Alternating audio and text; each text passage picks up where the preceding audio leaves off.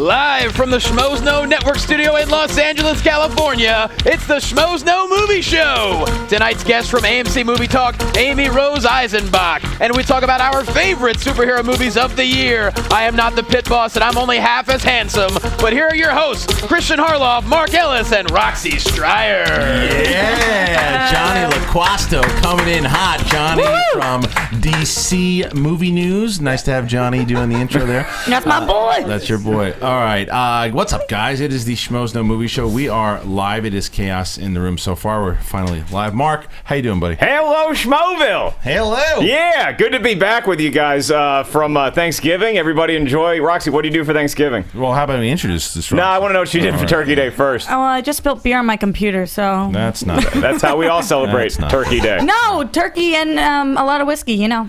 That's what Thanksgiving consists of, right? Ken Knapsack. Coming out with her new album, Turkey and a Lot of Whiskey. Roxy Striar from the show DC Movie News as well. People would buy that. No Alicia, no Tiffany, but it doesn't matter because we got Roxy. And not only do we have Roxy tonight, we're going to have Roxy on the after show, the after-hour show on December 20th. All chaos ensues. Make sure that you check that out. We'll talk about that a little later today. And joining us tonight is going to be a very special guest, Amy Rose Eisenbach, in the 7 to 8 o'clock hour, where we're going to be talking about our favorite superhero movies. Yeah. Okay? We did this last year. And everything within the superhero movies, Right. not necessarily comic book films, No. but superhero movies. I had to get those parameters right before we went live. Well, because Snowpiercer would have been probably number one on everybody's list as well. Sin City 2 could have been lumped in there. So these are just superhero movies. So we were going to do this 2 weeks ago, but we had Lexi Alexander in here, and it was such a great interview. We just went about an hour. So we decided we want to give this about an hour of time, just like last year. We had a lot of them. Last year was that classic moment where you referenced Tiffany's dad's penis. I don't remember what you're talking about. Doing a lot of drinking during that. Okay. Yeah. Well, that might Still doing that. may or may not happen tonight. But what will definitely happen is that we're going to be talking about a lot of different our top five. Amy Rose will be here. Roxy will talk about hers. We'll get a lot of the crew to chime in. We'll talk about best villains, best fights. It'll be a lot of fun. It's going to be a celebration, Roxy and Kristian. But first, let's get to the news. Yeah. Get it! All right, hit the music, JT. JT. That's you in the booth. There we go. Ready? Dun, dun. I can't wait for Here Ken's comes the news today. Here it I comes. cannot wait Here we for go. this. I'm Ken Knapsack, and my bosses didn't let me out of work at time this week, so I have no news. I'll make it up as I go along. Star Wars came out. Look at that lightsaber. It's broken. Ryan Reynolds is a Deadpool. Don't worry about it. He's in Alanis Morissette and Scarlett Johansson naked. Suicide Squad. It has a cast. Will Smith, still a Scientologist. What else is going on? Doctor Strange. Doctor Strange. Benedict Cumberbatch is in Doctor Strange, so your girlfriend finally has a reason to see a movie with you. I'm Ken Knapsack. Those are your Schmoes Know headlines. Brought to you by my work. Best yet.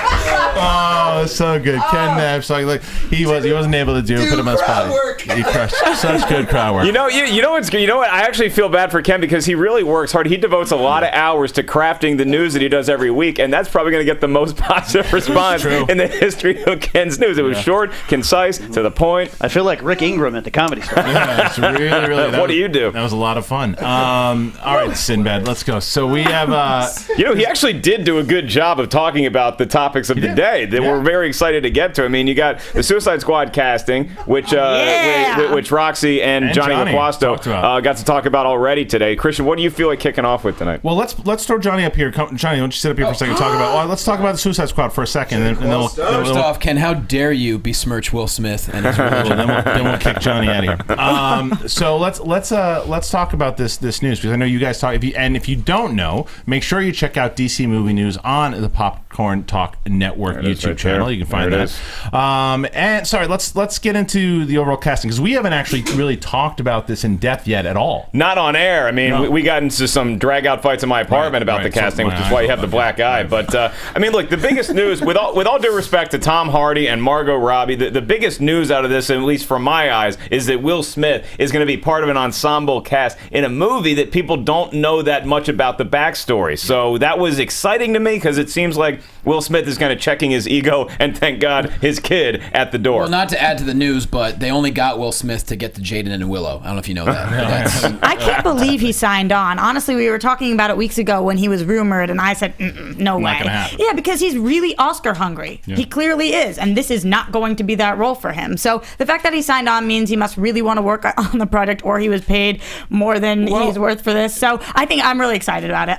But I'm more excited about the potential of Oprah. I like 4 out of I like 4 out of the 6 that were cast. Okay, so the new girl I don't know, but I'm still okay with that. She's a hot She looks like she has magic power. But You're talking about Cara Delevingne? Yes. Yeah. I know nothing She is about huge her. tracts of land. I'm okay with her. Tom Hardy, I'm obviously okay with. You're a Margot big Robbie, fan. I think, is a great choice for Harley Quinn. So who that was? So you're missing Jared Leto. You're not a fan and of Jai Courtney. Jared Leto, Yeah. I like. And you're Jai missing Jai Courtney Courtney. is no. I'm not a fan. Why do you of him. hate this guy? It's not hate. I think that's a strong word. It's just that he just does nothing. It's like and I've talked about it before. It's like in the movies every movie that he's been in, he's just one note. He's got no personality. But you don't think maybe that was the movie's fault? Like no, I have every movie he's in. I have a No, it's real not the hard movie. time pinning Die Hard 5 on that guy. But listen, it's Die Hard 5 was absolutely not his fault. Yeah. Right. But he could have been better. but there's no personality. He had no personality as John McClane's son. And if there's one thing Boomerang has, it's a lot of personality. Sure, he might be the first guy to die in the movie, but Boomerang's a cocky son of a bitch. You need someone that can portray that. What is the difference between don't hate and does nothing? I feel like if somebody does nothing, you hate them. No, that's not. They're just a benign presence, but they're Well, like look at JTE. I don't hate JTE. He does not. Oh my God! Already with that, come sorry, on, man. sorry. I think the Will Smith point that Roxy made is a valid one.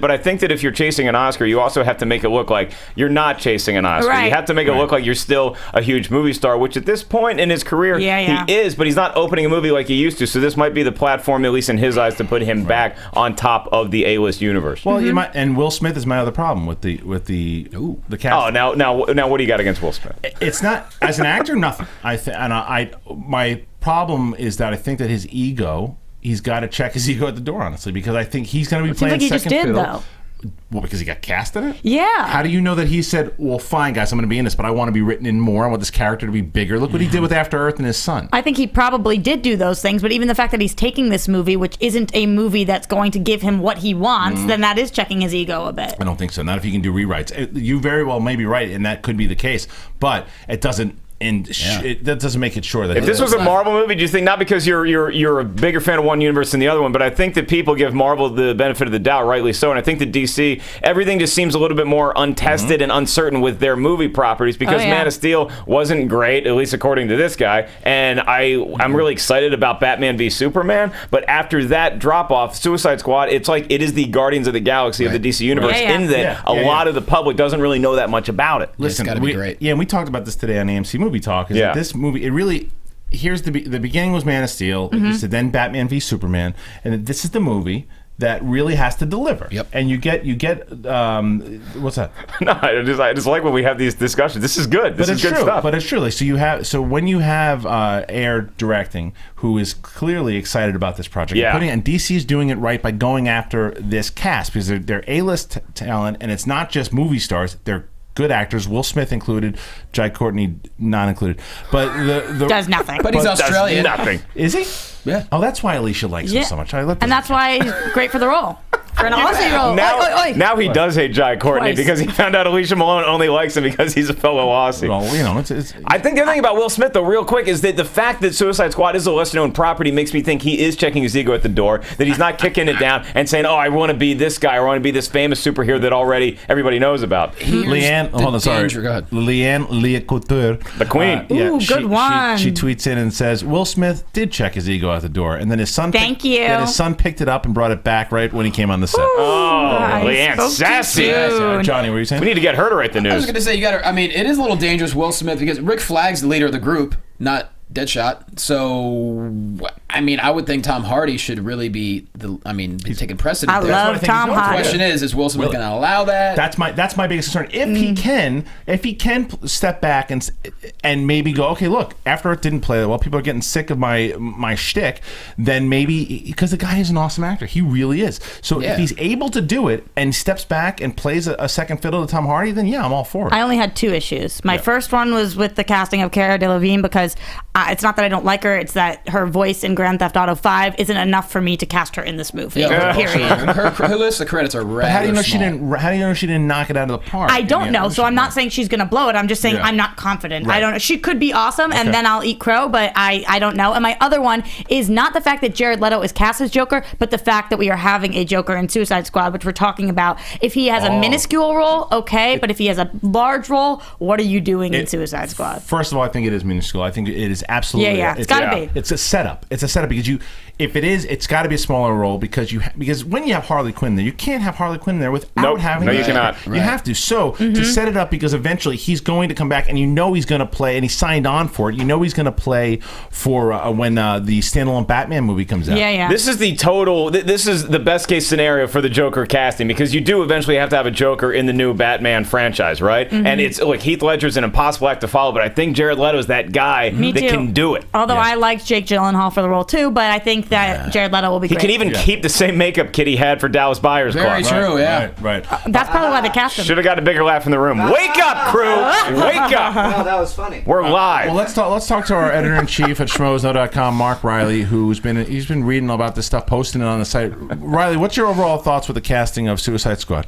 I'm kind of in your camp, Yeah. Kristian. I like, what is it, 4 out of the 6? Yeah. I don't like Jai Courtney. Yeah. I wanted Tom Hardy as Deadshot. Right. Okay. That was my... when the rumors were swirling, I'm like, oh, that's him. Will Smith, totally miscast. You didn't want Will Smith as Rick Flag then, or as Boomerang as he was originally? I don't want Will actually? Smith in the movie. Okay. Period. Ooh, Is it man. because ego-wise, you just don't like him as an actor? So you're not getting jiggy with it. I'm not getting jiggy with it anymore. And I just listened to Nightmare on My Street on the way over. And that was great, and I love it. But I'm just kind of, he hasn't done anything for me lately. I know that this maybe is to try to redo his image. I get that. Yeah. I think it's interesting. I'll give you that. Yeah. But Tom Hardy is Deadshot, and I think there could have been a better actor for Flag. That's just... McCookie, you look like Riley farted. Whatever. No, one thing I don't know a lot about Suicide Squad, but when you guys were talking about it on Heidi and Frank this morning, I got really excited because I like villains way more than heroes. Yeah. And Sounds about right. Yeah. Exactly. And Every woman he comes into contact I've been with. watching a lot of Arrow lately, which is in the DC universe. I've been trying to catch up to what because I'm like caught up on the Flash, and I don't want to. Anyway, is Deadshot a black guy, or is that just? Does it matter? Yeah. I don't want to like go down the road of like. He's been both. He's been both. He is Okay. now. And black. Yeah. All right. Not So, as but here's the Scorpio. thing: I love Tom Hardy as Bane, and I love the character of Bane. So I think that he was kind of a miss in Dark Knight Rises, just a bit. So to see him come back and reprise the role in Suicide Squad, that's what I'm most excited for. Well, he's not playing No. Bane. I thought he was playing Bane in the movie. No, he's not playing Bane. That's Totally a different universe. character. Different universe. Well, No, it's- same universe. Well, no, different Well, universe. movieverse. It's DC, but here's the thing. Josh is from Pittsburgh, and they filmed The Dark Knight Rises in Pittsburgh, and all anybody in Pittsburgh wants to talk about is how Bane was filmed in Pittsburgh. If you watched This Means War, which I did, then you would think that Tom Hardy would be a great pick for this. All right. You and every Someone else woman out likes there that loves I this love Means me War. some rom-coms. All right. So again, if you guys have Spider-Man not 2. watched DC Movie News to see these two chitter chatter and get a lot of the good facts out there, you should check it out. That It's should on be the Thursdays. commercial for DC And All Adam Access right Gertler, there. too, who's amazing. Yeah. Watch Adam, Johnny, and Roxy chitter chatter about DC. And Roxy gets amped up. Speaking about getting amped up, a couple of things that we should talk to you guys about as well. Here's how the rest of the show is going to go today. Thank you, Johnny. So we're going to do Great job. Good luck at the colleges this weekend. Have fun in Illinois. Get back safely. We're gonna do a lot of more movie news in this half an hour. But what we're also, because we haven't talked on this show about Star Wars at all. I know that Mark and I were on Jedi Alliance and talked about the trailer, but we haven't really been able to discuss it with you guys because we were off last week. Yeah, my God, I can't stop talking about Yeah, that thing. well, we're gonna either. talk about it for a Just full half an random hour. people on the Yeah. street, I will accost and grab them by the collar and talk to them about the new trailer. Let's do it. We'll do that at 6:30. And for, like I said, 7 to 8 will be the superhero conversation. And we'll also be debuting our brand new segment tonight, Unleash the Trolls, which will happen at 6:30 tonight. Yeah, it's going to be a lot That of was good, fun right? as well. Yeah. I'm practicing. Mark, what else? So other things. So Suicide Squad, we got that out of the way. Yeah, I want to talk about. Okay, so yeah, we got the Doctor Strange, we got the Deadpool stuff out of the way. That wasn't didn't to anybody's surprise. Now, this thing released right before Kristian and I went live on AMC this morning. The Terminator Genesis trailer debuted online, and we clicked on it. And look, there's some apprehension watching that thing, and then the trailer starts going, and you start to see these familiar hallmarks from the Terminator franchise, and it's like, this is actually looking pretty cool. I liked the trailer. The very ending felt like they were getting a little desperate to make sure the audience knew it was a Terminator movie. Well, yeah. When Arnold says, "I'll be back," and just falls out of a helicopter. Come on, man. But other than that, I think overall the trailer impressed me, and I was happy about that. Roxy? I definitely liked it. I thought the same thing towards the ending, though. Honestly, if you didn't know the Terminator franchise, you would be watching this and thinking, what new movie is coming out? So I think that's why they did it. They wanted to like hit you over the head with it. But I thought it was cool. Yeah, I watched it again. I didn't like it. I watched the first time this morning, and I was like, when we watched it on AMC, I said there are cool elements about it for sure. I think there's some story. The fact that they're going back to 1984, I love. I think great year. I think Emilia Clarke is she was maybe my favorite part of the trailer because looks like Linda Hamilton. I forgot it was Khaleesi until we were talking about it live on the air because she looks so much like Linda. I was like, who's the chick they got? Yeah. Is that CGI Linda Hamilton? That Obsessed. And I even like when you see Reese in the department store, and they're going back to basics, but then it looks so overdone with the CGI, and then the one-liners with the "come with me if you want to live," and then it sounded like Hunger Games for a second there. Yeah, it was. If I die, you die with me, and I was like, it didn't have that grit, the grit that the 1984 one had. It didn't have the grit that Terminator 2 had. Yeah. I like the "come with me if you want to live." I like the "come with me if you want to live." I didn't like the "I'll be back." I thought that was that was it's like there's this dead horse with flies all over it. We're just gonna punch that baby one more time. We'd rather see dragons. Riley made a good point. He and I were on the phone right before. What were you talking to? There was another moment that the Terminator opened up his mouth, and what were you saying? Oh yeah, there's a great scene. Like, I'm interested in seeing old Terminator come take out the first Terminator. Right? I thought that was great. But they ruined it with having Arnold say something. It would have been such a great reveal if he would have just taken down the hood and been there. Initially, that reveal was awesome. Seeing Arnold just like that was great. But then you're right, he starts talking a little bit too much, and it's like, okay, now it just felt like they were a little bit desperate to say, hey, guys, it's Terminator. Remember us? You used to love us. Don't talk back. Nicely done. Yeah. So it's and why is it spelled with a Y again? Why is Genesis spelled like an R&B singer? I think the one reason Riley had posted a scoop that we had on. He talked about on Meet the Movie Press, and we'd heard about this movie. And I think that's the other reason too. We're a little biased on it because I know what happens in this movie, and it stinks.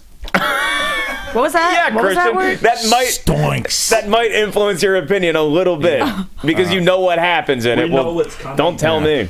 Now I'm so excited for it because it stinks. Yeah, so that's what I'm saying. When is this thing set to hit theaters? Next year, Riley. When is it? Is it July? Sure. Best month of the year. I got to tell you, man. Next week we're going to get into our most anticipated, and we'll have that video for you guys later on in the month. But that's going to have a tough time cracking the top 10 for 2015. Ooh, yeah. No. Okay, let's move it. So Doctor Strange, we haven't really talked about yet. Benedict Cumberbatch finally announced as Doctor Strange, and he's got a degree in gynecology. It's not me. It's the crowd. It's the What I will say, crowd. I got to give Alicia Malone credit here though, because I think she was 100% right. Is that the Imitation Game? All the press came out and they're really promoting this thing, and then right around that time, she said that's when you're going to get the announcement. Yeah. And now it comes out now. Right as this push coming out, more people want to hear about the movie. So it's not a surprise. Everybody knew this guy was cast as Doctor Strange, and finally they announced it. What are your thoughts? They practically wanted to scream it on stage when we went to that Marvel introduction at the El Capitan Theater when you got to see all the Marvel slate and who's going to play Doctor Strange. We thought Benedict Cumberbatch was going to be on stage, but they couldn't announce him yet, and so they did today, and it's a little anticlimactic because we all assumed it was going to happen. Right. However, look, I think for the role, I know you think it's a safe choice. I also think it's the right choice. I do too. I agree with you. People are obsessed with him. He really he plays into it all too, and I love that he goes to all these things and dresses up and does everything. I really like him. And do you think he's sexy? Do you think he's hot? Yeah. I think that he's not completely my type, but yeah, totally. I can see why women like him. But I will say that during the DC show today, JT texted us that, and my heart did break a little bit because there were rumors, very small rumors about him being in the DCU at all, and now we know that won't be true. So no, probably not. And there's talk about him being in Star Wars and everything too. But I think Doctor Strange is where you're going to see him in this big universe. That's where it's going to end up. Yeah. Now, what about Deadpool?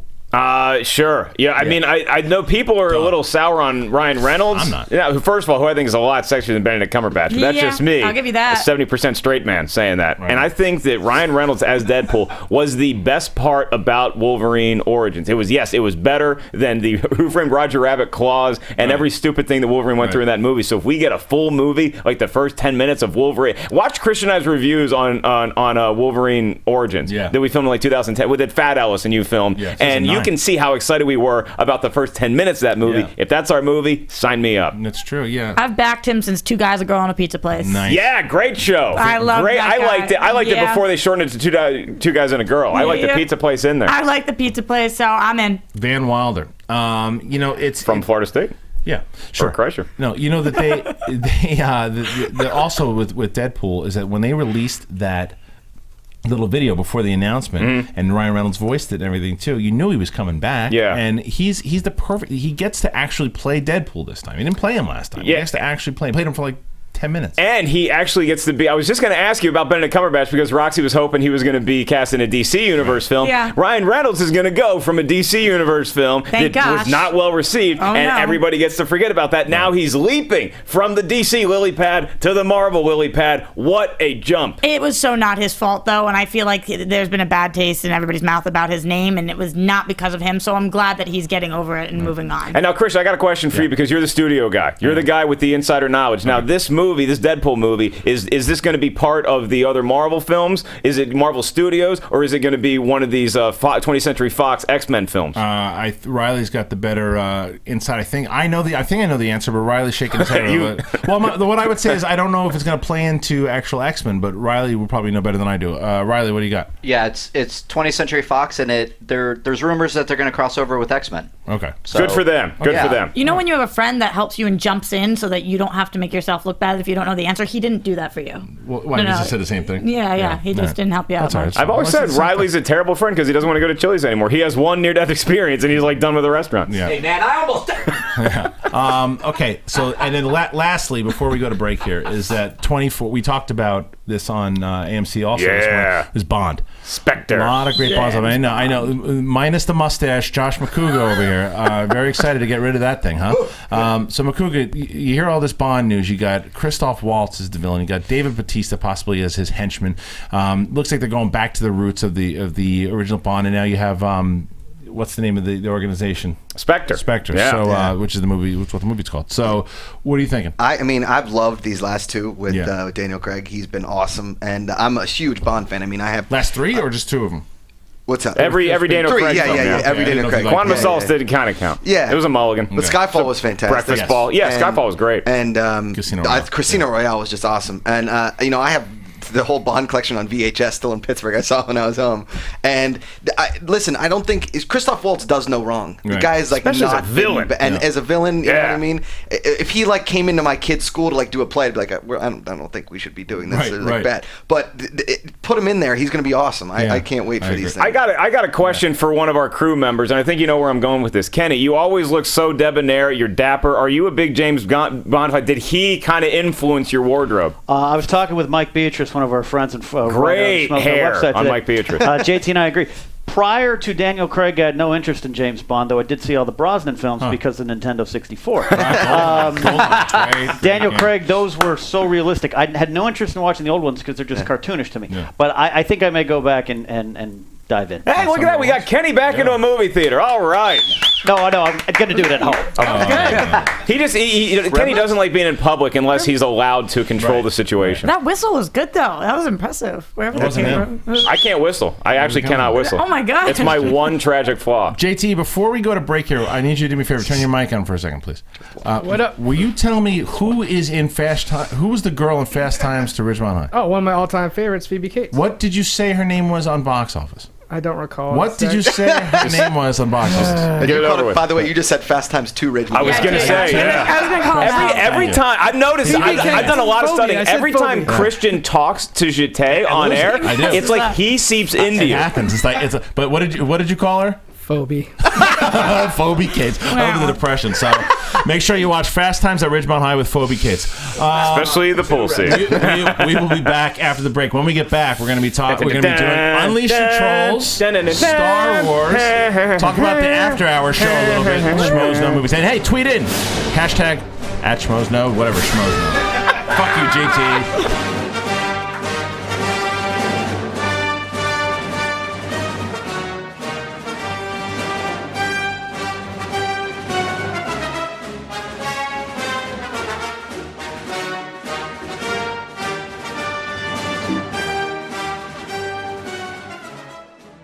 Hey guys, Maria Menounos here, and I want to share my newest book, The Every Girl's Guide to Diet and Fitness, with you.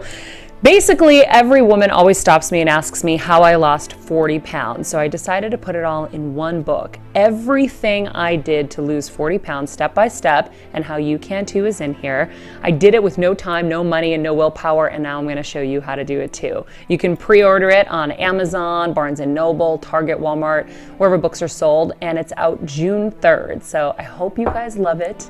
I hope it helps you in your weight loss journey, and please, please tweet me and update me on your progress at Maria Menounos. Thanks.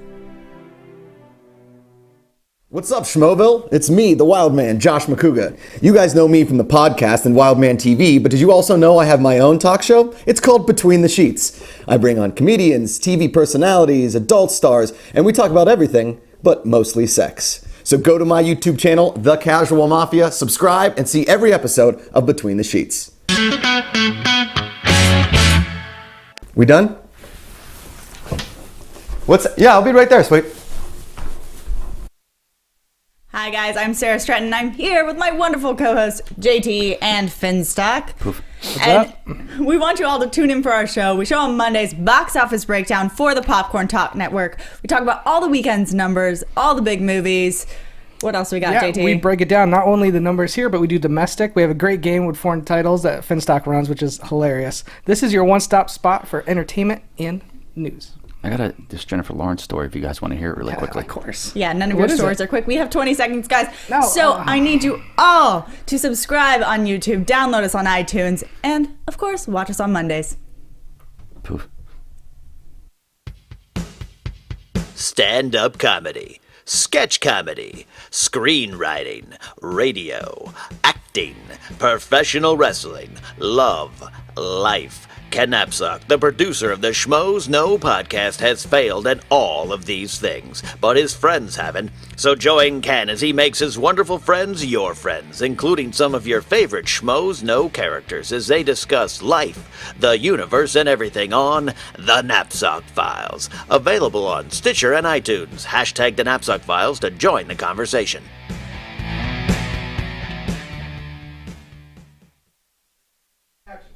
Hello, Profilers! Welcome to Profiles with Malone and Mance. Every week on Profiles, we celebrate and spotlight the greatest filmmakers, actors, and actresses of all time. We count down our 5 favorite films. We have little trivia, quizzes, special guests calling in. Basically, if you are a film geek like us, this is the show you need to be listening to or watching. This is where we get to geek out about movies and have fun and learn something in the process. Make sure you join us every single week with fun trivia. We have special guests calling in. We even sit down with special guests on camera. So make sure you go to iTunes and subscribe to Profiles with Malone and Mance. Rate and review us. That is very important. And you can see these beautiful faces of ours at youtube.com/Popcorn Talk Network. Go Profiles with Malone and Mance. Woohoo!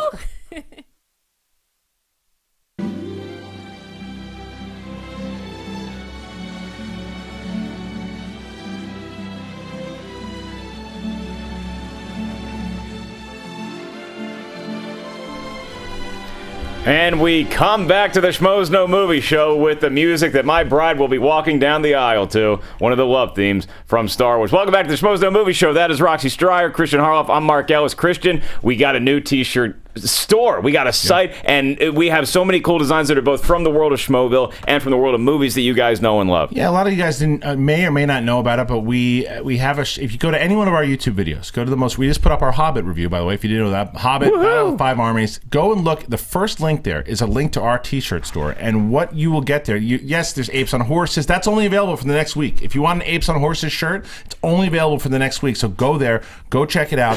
Plus, there's designs from Hunger Games, Star Wars, Marvel, DC. There's so many different shirts that you guys can get there, and they're awesome. We're going to start having a lot of them on this show, so make sure you go and check it out. It's really worth it.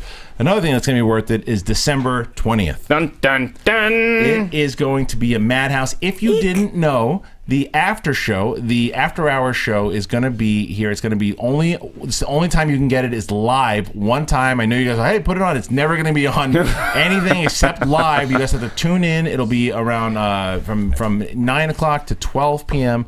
Yeah, now real quickly, tell the kids how this thing is going to work, because it's a Saturday night, so it's not the normal Schmoes Know Movie Show. Right. I, sadly, am going to be out of town. I'm going to be at the Omaha Funny Bone the 18th through the 21st in Nebraska, and I'm going to be Skyping in on Saturday night. Right. And here's all that Kristian has told me is that there's going to be a lot of dirty talk, and that I need to chug a lot of beers before I go live with you guys. It's going to be so many segments and crazy stuff that's happening. Fan questions. There will be segments that myself, you, the girls, Makuga, everybody is going to come up with certain things. Ladies! It's going to be pretty nuts. And so here's who we have on the show. Give me the rundown. Confirmed. Okay. Myself, you via Skype. Yeah. The Wild Man. Ken Knapsack will be moderating this night. Thank God. Upham will be here. Thank God for that. JTE, Cobster.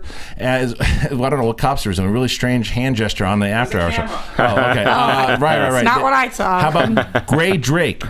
Miri Jetikin from AMC as well, too. Alicia Malone, Maude Garrett. Yeah. Our own Katie Sackhoff will be here as well. Yeah, really? Too. Yeah. I might have to cancel that Omaha gig. Yeah, so I think, am I leaving anybody out? Roxy Striar. I know you. Roxy Striar. You did that on purpose. You actually forgot about me for a second. And Sarah Stretton from Box Office Breakdown. Oh, my God. Finstock will be calling in as well. Don't worry. So it is. There's going to be a lot of crazy, crazy stuff happening that night. And so you just tune in live to the website, 9 p.m. in the PST, which is midnight EST. So, man, that's going to get crazy. We're going to have a lot of things to apologize for. Well, here's one. Here's what I'm going to do. Schmoville had, by the way, if you don't know, on Facebook, Schmoville with an exclamation point. You guys do a live chat there. It's going on right now. If you don't know, go there and join it. They have submitted so many crazy questions, right, for this after show. Right. So here's what I want you to do. Tweet one right now. One question to Roxy Striar. One to her. I like where your head's at. One to her, and I will give an example of what's going to happen. And yet, make sure that you hashtag it Schmoes Know, so I find it, and then I will ask her one, and that's what you're going to see. I don't get to pick my own. No. Okay. We will be selecting the question for you, and then she's going to answer it tonight on the show. Yes. As like kind of a nugget, as an appetizer for the after hours show. You know what's nice that they thought that you guys probably told me that, but they didn't. No, not at all. But something else. Welcome to the jungle, sweetie. Mm-hmm. So now we're talking about that kind of a brand. It'll be a brand new show, but on tonight we're doing a brand new segment. Oh boy, I'm so excited. Here for we this. go. All of us are going to get involved in this, the whole crew. So this is what we wanted to do. Now we are on YouTube. The IRS is breathing down my neck like it's some kind of personal vendetta against Bobby Finstock. What is happening? It's Bobby Finstock. No. It's Bobby Finstock. No. There he is. It's Bobby Finstock. No. Well, that was Well, is there Bobby Finstock? My nuts resting on a hot chick's chin. Oh, come on, Very romantic. On. See, when you say stuff like that, it makes me happy you're not here. Is this you or Little Bobby? Who is this? Oh, this is Big Bobby. Oh, all right, Big Bobby. Hey, Roxy, I wasn't even saying you want to take a little trip to Pound Town with me? Enough. Come on. Let's try to keep it class. I thought we were talking Star Wars, and I hear the theme music, and then Finstock's on the horn. What's up? We talk about Unleash the Trolls, and the biggest one comes running out the gates. Finstock. Hey, Roxy. Hi, Finstock. All right, what's going on with you two? Is this a love hate? What is He this? said on Box Office that he saw me playing beer pong naked in my apartment. Is that true? I don't know. I'm kind of freaking out. Wait, you don't know if it's true. I don't know if it's true. Do you play beer pong in your apartment naked, I guess is the better question. Pleading the fifth. Little Bobby's seen it. Little Bobby's seen it. So, Finstock, what do you got for us tonight? He told me to relay a message to you. He wants to know if Roxy wants to watch Any Which Way But Loose with him tonight. Oh, it's a good movie. But I'm scared to say yes or no because there's got to be something else. No. No. No, I must. No, I was just wondering. I heard the shows are going to be live now. I heard Box Office is going to be live, where people can call in. That's true? We don't know that yet. I wouldn't get that excited about that just yet, Bobby. Yeah, we don't know that just yet. But so. Oh, okay. Yeah. So you got anything for us? I was getting really excited about that. Sounds defeated. What do you got for us, Bobby? You got something tonight? Well, I got caught up in traffic. I was supposed to come down there, but I obviously didn't make it. But I know you guys are talking about superhero movies, right? You missed eventually, it. yeah. Yes. No, it already happened, guys. No, I mean, if you want to go ahead and throw a hat into the ring for superhero movies, what point would you like to make? You can throw in what was your favorite one that you saw, if you saw any this year? This year? Yeah. What do you mean? That's what it is. It's 2014. It's superhero movies of 2014. Finstock, get it together. Thor.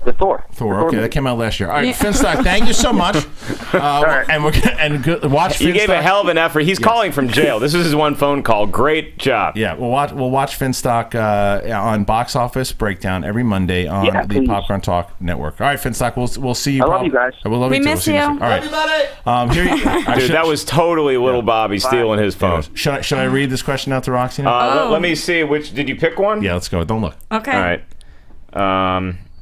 Yeah, that's a good one. Yeah, good. All right, here. So this is the kind of questions that you're gonna get and this is a mild one. Okay. All right, here you go. Should I drink my beer first? You can drink your beer, sure. Okay. All right, so this is from @Michael Coleman, MC. That dude. Yeah, he's great. If you had to hook up with one member of the Schmoes Know crew, male or female, who would it be? Sarah Stretton. Keep trying, but it's not working. Really? I go into her room every night. Would you go? See, look at this is why the easiness. Yeah, and I want to rig this up too because we're going to be taking a lot of fan questions that night. So somebody needs to get into the crux of the relationship between Roxy and Sarah. What happens late at night in that house? It's true. Have you ever? Yeah. See, it's going to go into a different. It's going to go into a different. We were sorority sisters. You never know. It's going to go into. So, I'm glad that Michael Coleman put male or female in there because I don't want everybody else in here to get jealous. You know, like I want to keep it all on a level playing field. Understood. Mm-hmm. Okay, so that's what you're going to get. Love you. Now let's get into this new segment. Here's the segment that we are Finstock calling it wasn't the new segment. No, that wasn't Thank the segment. God. No, the new segment. So it's funny because when we did the Man of Steel review last year, and there were so many of these comments, angry, they hadn't even seen the movie yet, and we're just kicking Mark's ass all over the place with the comments, and we're just like, attempting to kick my ass and break my morale, but they did not because I gave Man of Steel a 3.25 out of 5 schmoes because I didn't love the movie and I was a little disappointed by it, and I made those feelings known, and I got murdered on that. And sometimes you tend to get hate from the fans because they're upset. Then other times people just want to troll you on YouTube, and sometimes I bear the brunt of that, and I'm cool with it. Right. Well, so what we're gonna, you're not. Yes, if you can't take it, you shouldn't dish it out. Turn my mic on. Wait, not yet. Not quite yet. Turn my mic on. What? Not Hold quite. on What do a you got? second. All right, fine. Makuga, go ahead. When the Superman thing came out, you were on your phone going, "Can you believe what these people are saying?" That is 100% correct. That is not true. Yes, you were like, you come over, you're at my place, Lindo was there, and you're like, "Dude, just brush off his YouTube." "Oh no, I can't do it. Some of these guys are real mean." I was walking to your place, and it was after the Captain America: The Winter Soldier review, and I come walking in with a case of 24 Millers, and I drank them all in a corner, and then I was fine.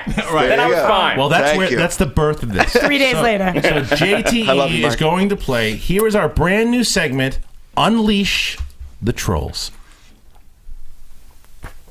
Yes, Schmoville, it is time to unleash the trolls.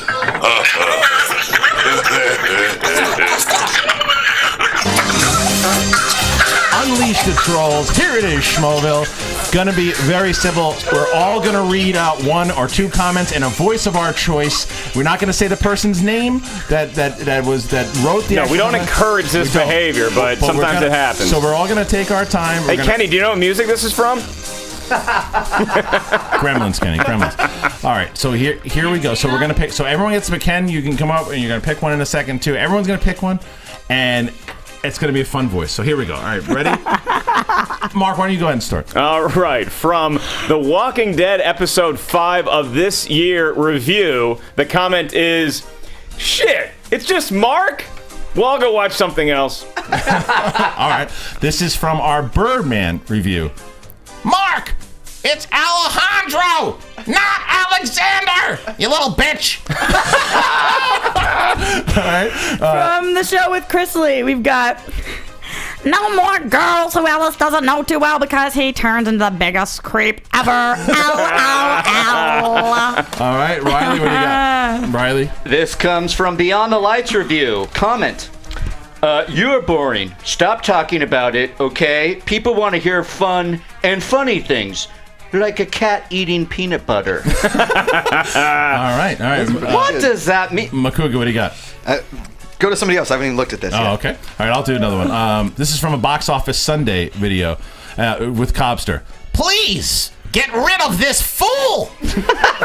Every time I see a video with him, I want to blow my brains out. You're lame, dude.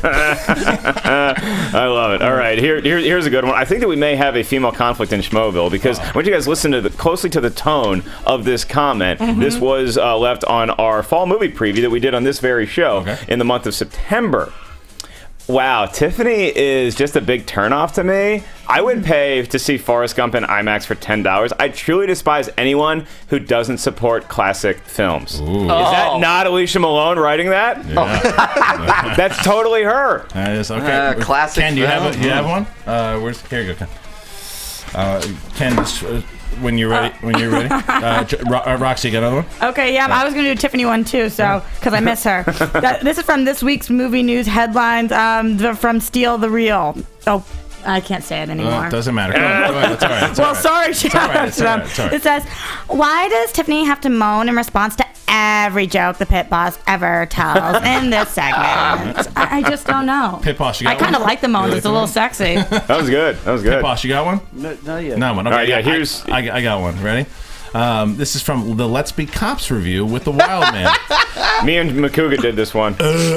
I'm sorry, but the guy's nickname as the Wild Man is like calling the Backstreet Boys for tough guys. It just doesn't match. You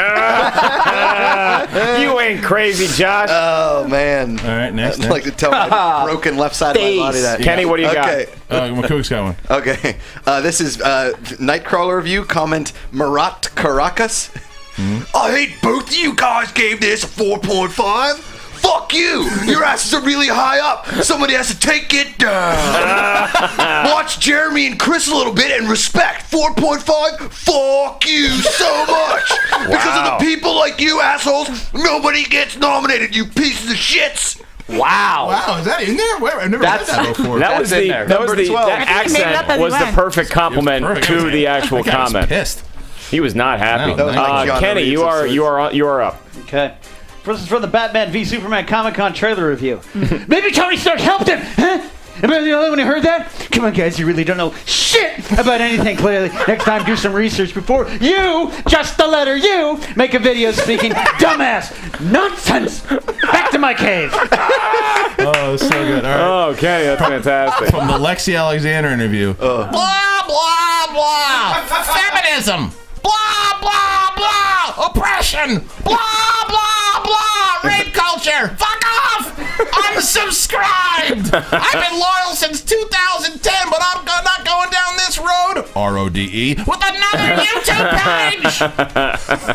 page. Here's a good one. This is from Box Office Sunday. I'm not sure if this is during the Ellis era or the Cobster era. You talk about the most stupidest subjects, unsubbed and good rins.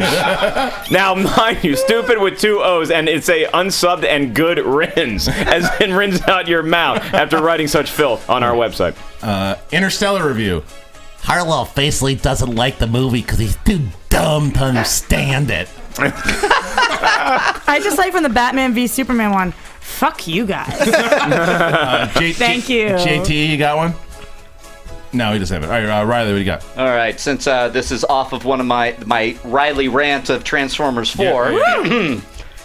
Bay is more successful than you will ever be. He makes the movies he wants and doesn't give a fuck if you like them or not. The guy works his ass off non-stop. He is a true alpha. That's my best comic book guy impression. I got another Box Office Sunday one with this poor Popsker's got like a lot of these things. Welcome to the club. This idiot is super annoying. Please replace him or just have him pushed off a cliff. Either option will benefit this show and humanity in general. Here's my all-time favorite. I remember Kristian called me and told me this one right after it came out, the best and worst of July video. The comment is, Mark looks like the kind of dude who smells his own farts. That is quality commentmanship. Ken, you got another one? This is from an untitled video comment. It just says, Mark needs a girlfriend. The video. Kenny trying to dig into the personal life. I wrote that. My comment. The Theory of Everything review. Oh, you suck, Schmoes Know. It's simple to the point. Yeah. Makuga? The Imitation Game review. Commenter Blake F. No, he said his name. That's okay. Just don't say their name from now on, Josh. We don't want to give them the headline. I did that in my other line. Worst Unleash the Trolls ever. I'm normally okay with change, but if this is your new form review format, I'm not so sure. In a professional setting, you put on your own radio voices, and it creates a disconnect between yourselves and the audience. This is normally okay for some reviewers, but you advertise yourselves as a couple of schmoes reviewing movies. This is not that. Let's see. Ken's got one. Yeah, I got one. This is from Let's do two more. DC is not joking around. Movie news. Comment. I don't like the guy doing the quick news thing. He's not funny. Commenter's name, Ken Napsok. Roxy got one. From Breaking Down Sex Tape. This series is the worst part of this channel. Jesus, dude. Act like you even want to be there. You're so bleeping boring and seem like a tool. By the way, they actually wrote bleeping. Yeah, that's true. It's not me being PC. All right, let me see that real quick. Yeah. Alice, you got one? Yeah, I got a two-parter to close my portion of this out. Yeah, I'm loving this. On the best and worst of Joseph Gordon-Levitt, one comment says, "Is it me or do the schmo seems to not like the other one very much lately?" And the other one wrote, "I think they had sex with each other, and now it's awkward." Which may or may not be true. Video Boyhood review. Never, ever take Mark Ellis' word for movies. I took your word twice, and I failed. So, no! That's Unleashed the Trolls. I'll actually apologize. That sounds like a guy who really got burned out of $28 that I recommended to him. My bad. You blew it. See, Boyhood, though. It was because of the sex you were having with Kristian. I was just too busy banging dudes. There you go. Way too much fun. There's a lot of fun. All right, so that was Unleashed the Trolls. So we have about 9 minutes to talk about Star Wars. It was 88 seconds, and I could talk about it all day. Let's do this. Well, wait, let's get Roxy's. Let's get Roxy's take because I haven't talked to you about the Star Wars trailer. Did you see it? Did you love it? Don't tell me otherwise. Did I see it? Yes. Oh, did anybody not see it? I thought it was amazing. I thought it was absolutely amazing. Yeah. I was back in Boston. It was the most exciting time to watch it because I was with my brother, who's the biggest, nerdiest fan of all time. That's awesome. I thought it was so cool. I don't care what people are saying about the sword lightsaber thing. I thought it was so kick butt looking. Everything. I thought it was awesome. I thought it was amazing. Yeah. Yes, Roxy. It could have been longer. I could have seen more. And we will. I mean, and that's from it. We will. I can't wait. No, he knows how excited I am. I broke this thing down. Roxy said, "I'm so excited. I can't wait to see more." And Kristian was like, "Don't worry, we will." Yeah, it's about a movie, guy. We know there's a film coming out. We'll see more. You're not exactly Moses promising us. Am I not? Follow you down. Okay. Yeah, listen, save that for the after shower, shall we? So we have talked about this in great depth, whether it be on Jedi Alliance or I did an hour on Far, Far Away, and we've talked about it on our YouTube channel. He did an hour solo. So what I'd like to actually talk about is past this trailer a little bit, is that there is rumors that the full trailer will come out before Age of Ultron. Do we think that is the case, or do we think that we'll get it beforehand at Star Wars Celebration? Riley, what do you think? I think I've been to Star Wars most of the celebrations. You performed at the Star Wars Celebration, I have right? performed every time I've been there. Right. As a matter of fact, legally, yeah, not just like on the street. But they always take care of their fans there, and they show something. Like when I was at Celebrations 2 for Attack of the Clones, they showed the Yoda fight from Attack of the Clones. Nice. Before, and that, that wasn't even in the trailers or anything like that. So I think we're going to see either a scene or a full trailer at Celebration. That was my thought, is that I think that Disney's going to take care of their own, that they might not release it to the public. They might do like what they do at Comic-Con a lot, is that they'll release like that Age of Ultron thing where it's all of them sitting around and they're all trying to pick up Thor's hammer. That was shown at Comic-Con initially, and then nobody really got to see it other than some pirated leaks here and there, but they shut that down pretty quickly, and then the rest of the world got to see it. So I think they're going to debut some footage, and then maybe that footage doesn't see the light of day ever again after that. Then you get the official trailer during Age of Ultron. I think there were also, I agree with you, and I think that what we'll also get at Star Wars Celebration is some. Come on. Oh, so I didn't know my mic was on. Come on. Sorry. So funny. JT, turn his mic. Yeah. You know what I love about them is the professionalism, Kristian. They just reek of polish. It's unbelievable. So we, what I also think we're gonna get. Hey Riley, do you think Roxy likes me? I think we are going to. Enough. I get it.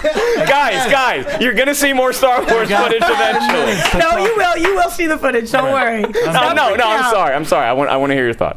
Jack Courtney. Yeah. No, I don't want to tell you anymore. No, come on. So listen. So I think that we're gonna get some news about the spin-offs. Yeah. At Star Wars Celebration, something, whether it be casting, because that's only about 2 years out from, not even less than 2 years out at that point when it comes out, because Star Wars Celebration's April. So very excited. I mean, there's so much exciting stuff that just happened just from this trailer alone. Yeah, and just watching the trailer again, like it does not get old getting to see this footage and all these different shots that they showed us of new things that we had never known about the Star Wars galaxy before. The first time that we get to see stuff like that, and then unlike the Phantom Menace trailer, which is still maybe my favorite trailer ever, that relied on a lot of nostalgia and with good cause. I think we needed it at that time. Yeah. With the slow music and the every journey has a first step and all that stuff was really neat. This one opened with such balls that it's like, no, we're not going to show you the old stuff right away. We're going to show you all these new characters we have and all these new gizmos and gadgets. Really and important. Then here's the Millennium Falcon, just in case you had any questions as to what you were watching. Well, I want to ask Makuga, because Makuga's, he's a casual fan of Star Wars. What were your overall thoughts of the trailer? Well, I mean, business casual fan. Business, Polo. I loved. I'm so easy to please when it comes to Star Wars, really and truly. But when it cuts that snow scene, first of all, it all looked really dark, right? And which I love. I love the realness of it. Anything desert, urgency. Oh, yeah, exactly, right? And it was all the throwback to the first three, and then it cuts to him in the forest, and it's the red saber with the flares that are the tilt, and I was like. I was so excited. I flipped out. I watched it 5 times in a row. Yeah, I watched it. I mean, it's incredible to where the excitement from what they're saying now. This trailer is probably going to be the most watched trailer of all time. Yeah. If you include everything from the iTunes downloads, YouTube, being shown on television, it's amazing how long. Do you got something, Cobster? No, I want to get his take on it too. Okay. I was preparing. I was putting Cobster in the on deck circle, and then Makuga had a question probably about drugs. No, just do everybody in Schmoeville, do yourself a favor and watch the George Lucas special edition trailer. God. It's incredible. It's the funniest thing. There's already that's the mark of a true something that really hit the stratosphere is because there's already so many well-made parodies of the trailer. Yeah. Have you seen the Wes Anderson one? Yeah. That one's amazing too. It is so funny. Yeah, they're really well done. Kibbity kip cob Cobster. What do you got? Bigot. I don't know. That was good. Okay, give Ken his mic back. No. Cobster is a hardcore Star Wars fan. This guy reads all the canon books, the cartoons, everything, the animation. So I occasionally do. You do indeed. I know. We didn't get you in for any Unleash the Trolls comments. You do good voices too. Yeah. Next time.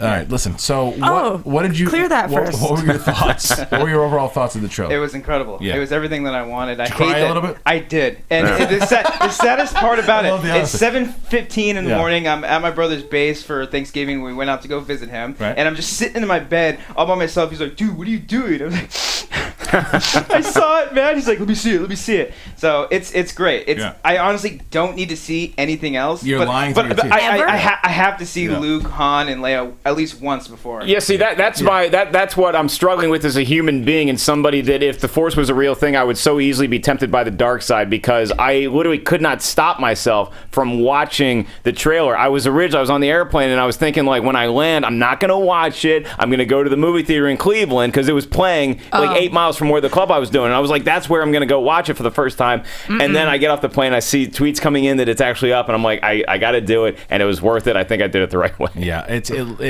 absolutely incredible. I know you guys are very excited about it. I know everybody's excited about it. Make sure that you give me some overall thoughts here. Give us some thoughts and tweet in at Schmoes Know, #Schmoes Know. What were your overall thoughts of Star Wars? I thought it was pretty cool. The one time you want to chime in, that's now put the microphone on yourself. No. That was his comment. I was just throwing my 2 cents in before the break. All right, throw your 2 cents. So apparently you liked. What was the other thing he said? I saw you guys on Frank and Heidi today. So he said, It was cool, Christian. and then we said, okay, good. I'm sure you like the Wars star. So what is it about Star Wars that you like, even though you bash it at every moment that you can? That is false. That is not false. And by the way, what I want Mark Riley to listen to, the Cody? No, it's not his name. Upham had pulled a clip today from the past shows. Yeah. It's very relevant to something that happened this past week. That I want Riley to listen to. Oh, God. But before that, boy. The artist formerly known as JTI, what did you... ETJ, what do you think about the trailer? What did you think, Frank? I thought it was great. I like how you said they didn't show anything familiar till the very end. Yeah. And it really...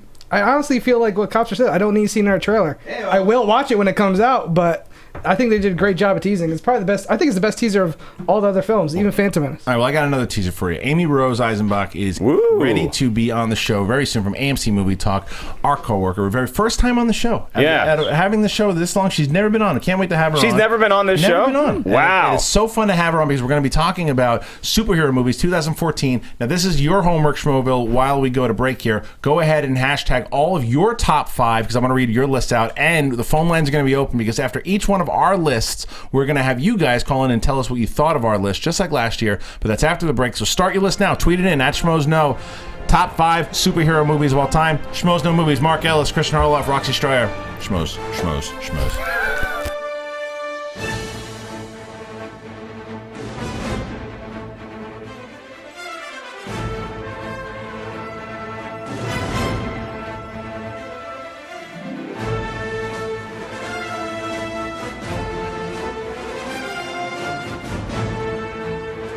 Hello, DC Universe! We are DC Movie News. I'm Adam Gertler. I'm Roxy Striar. I'm Johnny LaQuasto. And we are your weekly source for all news and rumors related to Warner Brothers' upcoming slate of DC movies. There's a lot of them coming.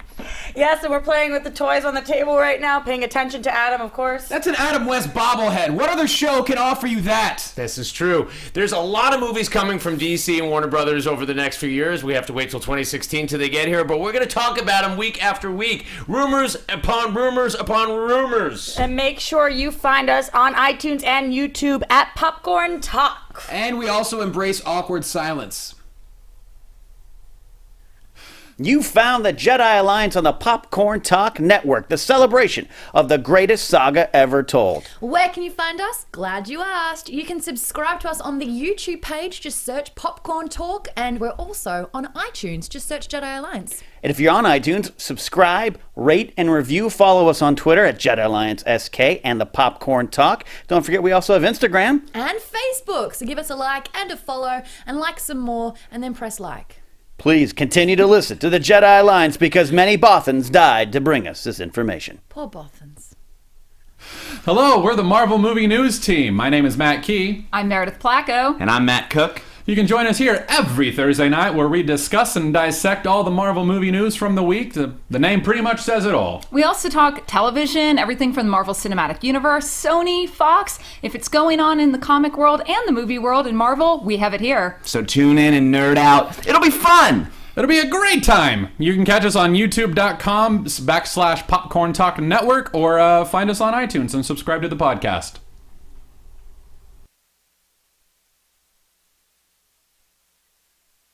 Ken, can I bring in JTI now in your seat because it's time to put him on the hot seat. So Riley, so JTI let you down really bad here. Yeah. What happened? Tell us. Go. I want you. You have the floor. Go off on JTI. Well, I approached JTI on the side a couple of weeks ago for the launch of this, and I said, look, man, I'm going to really need some help getting those stories going. I really want to provide a lot of content. And he said, I'm with you, man. So we came up with this good. Hey, I'll like text you if there's a story, and if I'm, you tell me if I'm already on it. Like I'll tell you if I'm on it, I'll tell you pass. If I say write it up, send it to me, just get on it. So silence, nothing. Right. Nothing. Right. I'm posting. I'm updating. MIA. I'm like. He went to a couple premieres though. He went to a couple. Yeah, premieres, went to a couple premieres. Yeah, I follow him on Twitter. Yeah. I see he was doing stuff. Oh, so he was tweeting. He was tweeting. So I'm like, all right. Well, let me get. I didn't really have a lot of time to cry over this because I was running. No, your head was exploding. Yeah, my head's exploding. Yeah. So then I get a text from JTI. He's like, hey, the story broke, and I can't remember the story. This is great. Yeah. And I go, oh God, and I was swamped. And I go, text him right back. I go, hey buddy, write it up for me. And he's like, can't. I was like, fuck you. So I worked all the way up until Monday, almost Monday morning. Okay. Slept till about 1 or 2. Uh-huh. I had tickets for the premiere to Hangover, which I went to. Okay. Yeah. Basically, it came to the point where you have to be in front of your computer to do that stuff. Mm-hmm. And I was, in the last week, I've barely been in front of my computer, let alone home. Yeah. I mean, the only thing I really did on my own was go to that premiere. Which, Bradley Cooper invites you to premiere, you got to go. How's that How's the write-up? Want me to write that up? Wild Man wants to take a shot of you, so everyone's taking a shot of you. Right? Wild Man, get in there. Go ahead. The chance of Bradley Cooper inviting you. That was a joke. Come on, people.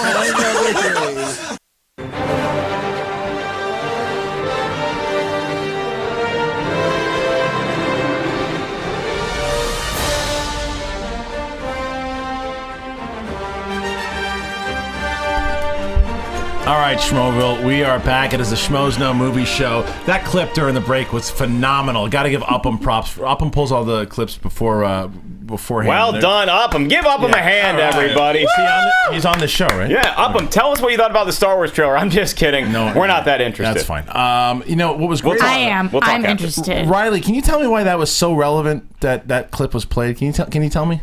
You want to talk about the Schmoville fan page? I want to talk about the Schmoville fan page. Yeah. Because there's a reason why Cody had pulled that. Because JTE, now that clip was when the actual show had the actual website had just started. So we're about like a year and a half into this website. We're into a year and a half in the website, and we have made a point on Schmoville to interlink everything related to Schmoes. Oh God, what'd he do? Big part of this is the site, which I want the views. I want people to read our awesome writers. I want to get a discussion. I want to get people eyes on it. To be fair, Leanne and Thomas, those guys came up with those rules, and I think it's great because it makes I think it's awesome. Generic, right. I think it's awesome. And moreover, they check with me sometimes and go, hey, it's not on the site yet, but we want to talk about it. And I'm rushing and getting it up there. Right. So they really are respectful. Checks and balances. Suicide Squad cast breaks. Right. So they posted. JT posted a link for the website right up there right away. Right? Yeah. Right? Oh no. No, he didn't. The website. JTE drops in the entire cast list. JTE. Without any link. Alex Welsh, my man Alex Welsh, who helps run the site and does a fantastic job. Kid. Okay, managing editor. Yeah. Unbelievable. Slaving away, writing this article. Yeah. Okay? JT's laughing back there. Yeah, keep laughing, son of a bitch. Wow. Whose comments tonight? You edited your link after 45 comments. It's going to make Riley turn to the dark side. I am going to turn. Listen to me. Alex, I wasn't as pissed until Alex Welsh texted me. That boy, I've never seen that guy pissed. Yeah. He said, you see JT. He said, that boy's got JT's head on his mantle. He said, I've been doing all this work. I've been slaving away writing this, and he posts the damn. Nobody's going to read my article. And I said, don't worry, we're going to pull it down. Everything's fine. And by the way, Riley, fuck Chili's. He says, when you see JT on Thursday, I want you to punch him in the face. Man. JT, did he actually say that? Yes, he did. You do it? Listen, JT, I haven't done it. Listen, I want to introduce our guest here, but Riley's going to make a a great hockey dad. JT, do you have anything to say? Do you have anything to say for yourself? Listen, I'm just a movie fan. I admit I acted hastily, but I got excited. I just wanted to get the word out there and geek out with my fellow Schmovillians. My God. I didn't know there was an A at the beginning of Schmo. All right, listen, I want to... Welcome to the madness as we now bring in someone who, for the longest time, should have been on this show. I can't believe it. It's crazy. It's a crime that this is the first time. She is our cohort at AMC. Don't say coworker. It makes me feel like we have a real job. Yeah, she's our partner in crime over at AMC Movie Talk, and she is the senior editor of AMC Movie Talk, and I know her affectionately as the little spoon to my big spoon, Miss Amy Rose Eisenbach. Hey, finally, Amy Rose. What is going on? What did you think of all that craziness before you got in here? I'm in. You're in. Sign me up. I'm in. I nice. just saw Selma, so I'm in like such a space of. It was just so inspiring and amazing. Oh, yes. wow. Yeah, I'm hearing good things about it. And now we're gonna geek out. Superhero. It's called Selma. Yeah, we are based on Marge's sister. No, it's yeah, exactly. it's more. Yeah, okay. Let's. Oh, wake up! That was hysterical. That's okay. Crew, the studio audience here really behind. I was in my mic about it. I was laughing in my mic. All right. So here's how we're going to do this. Here's how we're going to run it down. Very similar to what we did last year, guys. We are going to basically give you. Amy Rose will start. She's going to give us the top 5 superhero movies of 2014. There's only about 6 to choose from this year.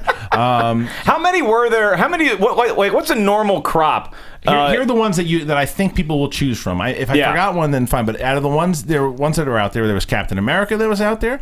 There was Spider-Man 2. There was Teenage Mutant Ninja Turtles. I guess that will not be on your list. X-Men: Days of Future Past, Guardians of the Galaxy, and Big Hero 6. Those are all movies. The best of me. No. Okay, so RoboCop's not a superhero. Transformers are not superheroes. Yeah, that's pretty. So that's cut and dry. Teenage Mutant Ninja Turtles. They are. They are superheroes. They are Apparently, superheroes, that's yes. counting. Yeah, okay. Godzilla, in your mind, is a hero, but he's not a superhero. Anti-hero. Ooh, Right, I like anti-hero. that. I like that too. So what we will do is each one of us will, as we go, and the crew's going to get involved, and they're going to give their thoughts as well too. But you guys will call in. So get the phone number ready. It's 424-253-0504. We will have little chime-in comments as Amy Rose counts down her 5, but not too much. Just a couple thoughts as she gives in each. We'll just list. make fun of her a little bit. Just a little Not bit. a chance. My list is awesome. All right, Amy Rose, you're going to And I don't have 5. I'm going to tell you that right now. You don't have 5. No, I have 4. But you can put the stinkiest one. If there's a real stink bomb, you won't even do it. She just doesn't want to talk about it. You won't even do it. You won't even put a stink on there. The film that shall not be named. No, not even close. If you, no honorable mention. Nothing. I love this. What do you like better between Teenage Mutant Ninja Turtles and Spider-Man 2? Which one do you like better? Yeah, that's what you got to choose. That's your number 5. She's like a baseball Hall of Fame writer where they just leave a ballot blank. All right, so you're going nothing at 5. What's your number 4 slot? All right, my number 4 slot would be Big Hero 6. Okay. Charming, fabulous, but when X-Men is in the year, it's not even going to compete for me. Right. So going down to my number 3. Well, before, but keep it 4. So Big Hero 6. Yeah. So what was it about Big Hero 6 that you enjoyed, or even, I guess it was the last one on your list. Did you like the movie in general? What were your overall thoughts of it? I thought it was great. I thought it was charming. It was a really good adaptation. I just love it. I mean, were you aware of the comic book before it came out? Did you know anything about it? No, more from being on Movie Talk and becoming aware. But no, I hadn't read it prior, and I just thought it was great. I mean, Disney's just crushing life as always. So they own everything. The mouse owns you. They own the world. Do you think it did the job as far as a superhero movie though goes too? I know they hit the emotional levels, but like as an overall superhero film with the crew, it was a lighter film obviously because it was kids, but with the emotional levels and all that stuff too. I mean, live action just does it for me deeper, you know? So I love animated film. They're targeted to adults nowadays. They're not really for children. But yeah, I thought it was great. It had everything I wanted. It was touching and fun and exhilarating. But yeah, it's my number 4. All right, your number 3? My number 3. So this was a little tough. Number 1 is not tough for me. 2 and 3 kind of dance for me for different reasons. Guardian of the Galaxy, I think I'm going to put it number 2. 3, I'm going to put Cap, but they keep changing orders because so here's 3 the is thing. a Cap. Again, in 5 minutes, I might change my mind. You're confusing JT. She's vacillating. Keep up. Keep up.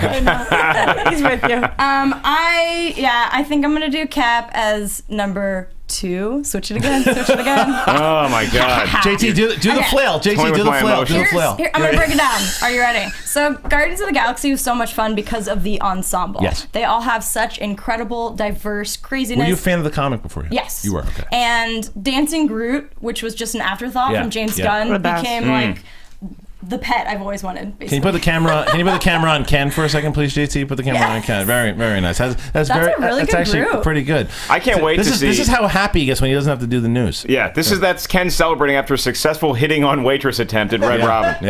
Yum. And we talk about the year of the Pratt a lot because Chris Pratt, when he was first cast, no one saw that coming, and that's what I admire so much about Marvel is that they take risks. And his comedic timing, he does have the drama. It was really touching, especially the beginning with his mom and all that. So I just thought it had everything you want, and I love the ensemble troupe. I love that. Okay, so what was it about Cap that thrust it ahead of Guardians of the Galaxy for you? It was a spy thriller. I think that Guardians might be the more fun movie, while Cap might be the better made movie. What the Russos have done because Captain America: First Avenger, I enjoyed, but it was probably my least favorite of the standalone, even though they killed World War II, and I love that. Right. Yeah, so I kind of came in with medium expectations, you know?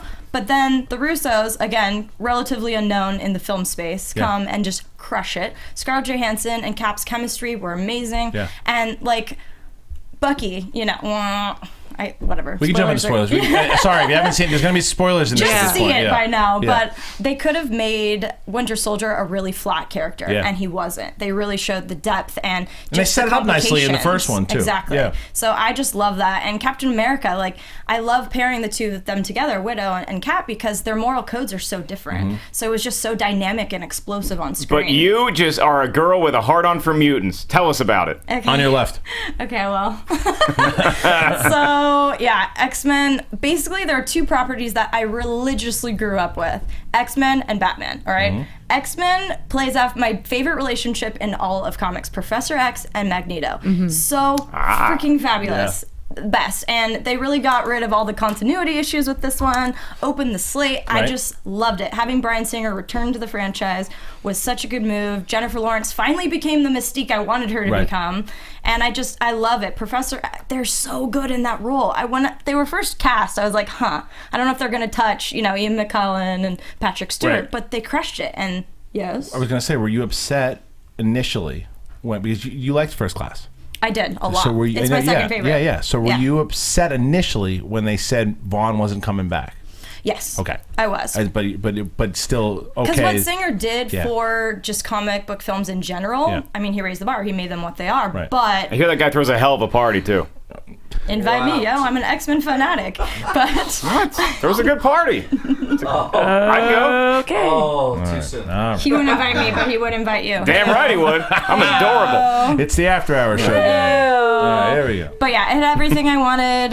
It was such a thrill to see both Professor X on, at once, and it was just everything I wanted. It's a really good adaptation. They took some liberties with the comic, but I just You think you were, and you were cool with the timeline and all the way they played it? Okay, cool. I think that's the point that Amy Rose was making too, is that it's like it actually did more than just be a great movie. It undid some of the sins of the previous films. It was an air freshener for Brett Ratner's farts. Very good. Yeah. Very good. Okay, so it was cool to see what the technological landscape could do now with Singer, because when he first brought these films out, they were really, high tech for the time, but adding now, it was just beautiful and seamless, and the Sentinels and well, let's get Schmoville's thoughts in here. I want to hear what you guys thought of Amy Rose's list. 424-253-0504. Her list was Big Hero 6 coming in the 4 spot, and then in the 3 spot we had Guardians of the Galaxy. 2 was Captain America, and the number 1 spot being X-Men. And Amy Rose, just to clear it up again, what was your number 5 movie? Yeah. All right, so we're gonna have so JT, you got the phone. We got somebody. All right, hey, you're in Schmoville. Who do we got? Hey, what's up, you guys? It's Tony Morrow. Hey, Tony. So listen, so you had heard Amy Rose's list. What do you think of her overall list? That's a good list. That's a really good list.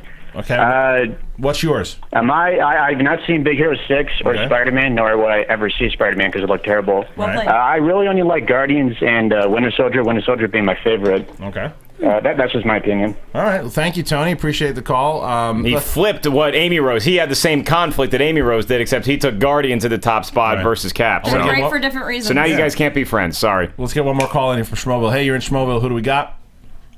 Hey, this is John from Long Island. Hey, John, what's up, dude? So, you heard Amy Rose's list. What do you think? And what do you got any things you'd change? Are you on par? What do you think? I think Amy Rose's list is pretty good. She puts X-Men a little higher than I would. But it's still not a bad movie. Okay. What's your one? Probably. Sorry, go ahead, man. What's your one? My one would probably, by default, be Guardians of the Galaxy. I don't think it was a solid year for comic book movies all around. I think Captain America was a little overrated. Still good, just a little overrated. It's like I'm talking to myself. Guardians of the Galaxy had the comedy, it had the action. It was overall a well-rounded film. All right. Well, great phone call. Thank you so much. All right. Well, moving on now. Mr. Ellis, how do you feel about taking the floor? Yeah. Oh, my God. It's just there's so many people to thank. Coming in at the 5 spot. Now, look, I think Spider-Man and Ninja Turtles, I think a lot of people are going to be wrestling with this, right? Yeah. So I got to go with Ninja Turtles because I like them better than Spider-Man. I grew up loving the Ninja Turtles, and Spider-Man, I was like, yeah, it's cute. He shoots that gooey crap. Fine. Right.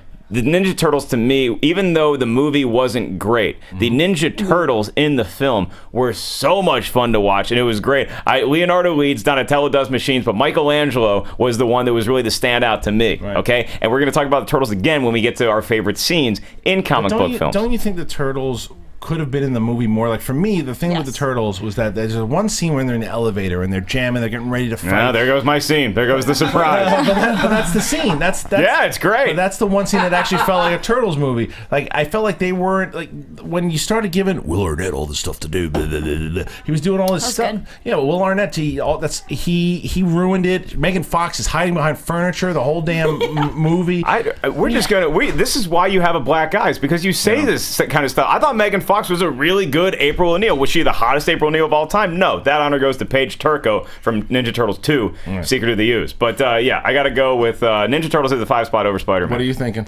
No, I'm just thinking I agree with you. When you have your favorite part of the movie, it was the same thing in Godzilla. You want to see it more. You want to see the turtles more. You want to see the monster more. Yeah, and now Turtles wasn't one of those ones where it was so good I need to rush out and buy it. Like something like Godzilla, where I want to see that over and over and over again. The ending of that film. Ninja Turtles, I could kind of take it or leave it. But again, like what the caller from Long Island said, it was kind of a lean year when you're talking about superhero films. So in a normal year, Ninja Turtles would not have made my top 5. This year, they squeaked in. And again, I love the Turtles. All right, yeah, right. You've pre-ordered the director's cut. Turtle power, baby. What do you got the 4 spot? At number 4, I'm going to have Big Hero 6. Okay. Because Big Hero 6, I echo some of what Amy Rose said in that I love cartoons. I don't get excited to see animated films at all, but then I get in there and just fall in love with them. And Big Hero 6 definitely earned its 4 spot, not just for that movie, but the little movie in front of it, The Short Feast with the dog. So good. Oh man, that one that doesn't tug on your heartstrings. My God, then you're going into the movie. And then Big Hero 6 did what normally Disney likes to do. They kill off a family member within 10 minutes of the movie starting. But after that, it got so fun and fast-paced and enjoyable. So Big Hero 6 didn't quite hold the note all the way to the end, but really dug it. Did you think, I like the movie a lot myself, but did you think that the emotional ties that they had for the first half of the movie kind of lost it a little bit in the second? You are really Frost Nixoning tonight, man. You are on point. I'm serious. I'm serious. You're kicking ass with this. Like, you came to play with hard questions. Is it the sex you guys had? Yeah, I mean... all right. Now we're going to do this again with you. One more time. You know what, Kristian? Let's get another Twitter question. One more Twitter question for Roxy for After Hours Show. Send it in right now. Hashtag Schmoes Know. See, now you're getting punished. Make it a good one. No, but it is a great question. And I thought that the first half of Big Hero 6 was more fun than the second half. For whatever reason, I just felt like once we settled into the story we were telling with them versus the villain, it was a little slower. But again, you're setting me up to complain about a movie that I really enjoyed. I'm not, because I thought I liked the movie a lot.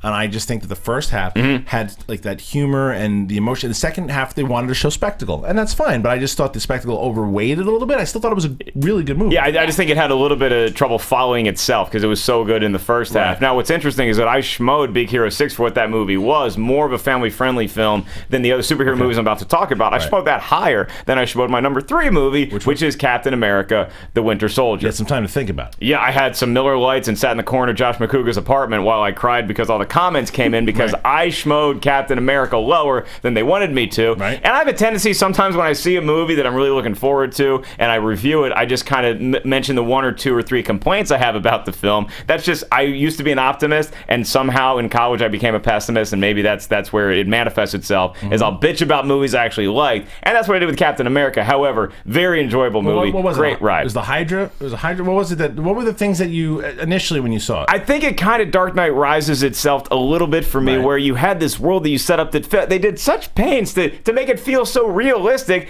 and then the fact that they had these supercomputers in Hydra in the 1940s, they were asleep for 60 years, then they decided to wake up and you didn't like that part? I mean, and then Zola? Come on. And Shield has Shield has more infiltration than all of the CTUs in 24 combined. Like, it's just so easy to penetrate. This is what I said that we talked about it. We even talked about it today. Is that don't you think that? I mean, it's a comic book movie, and it's like sometimes you gotta.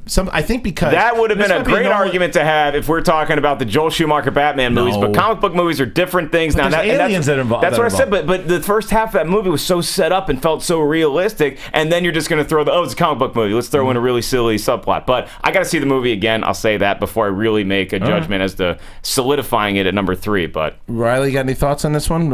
Anything stewing over there? Anything Ellis is like saying I said, your goulash tasted bad. We're only at number 3 for you. Number 3. Yeah, I don't agree with your number. I mean, we'll get into my number.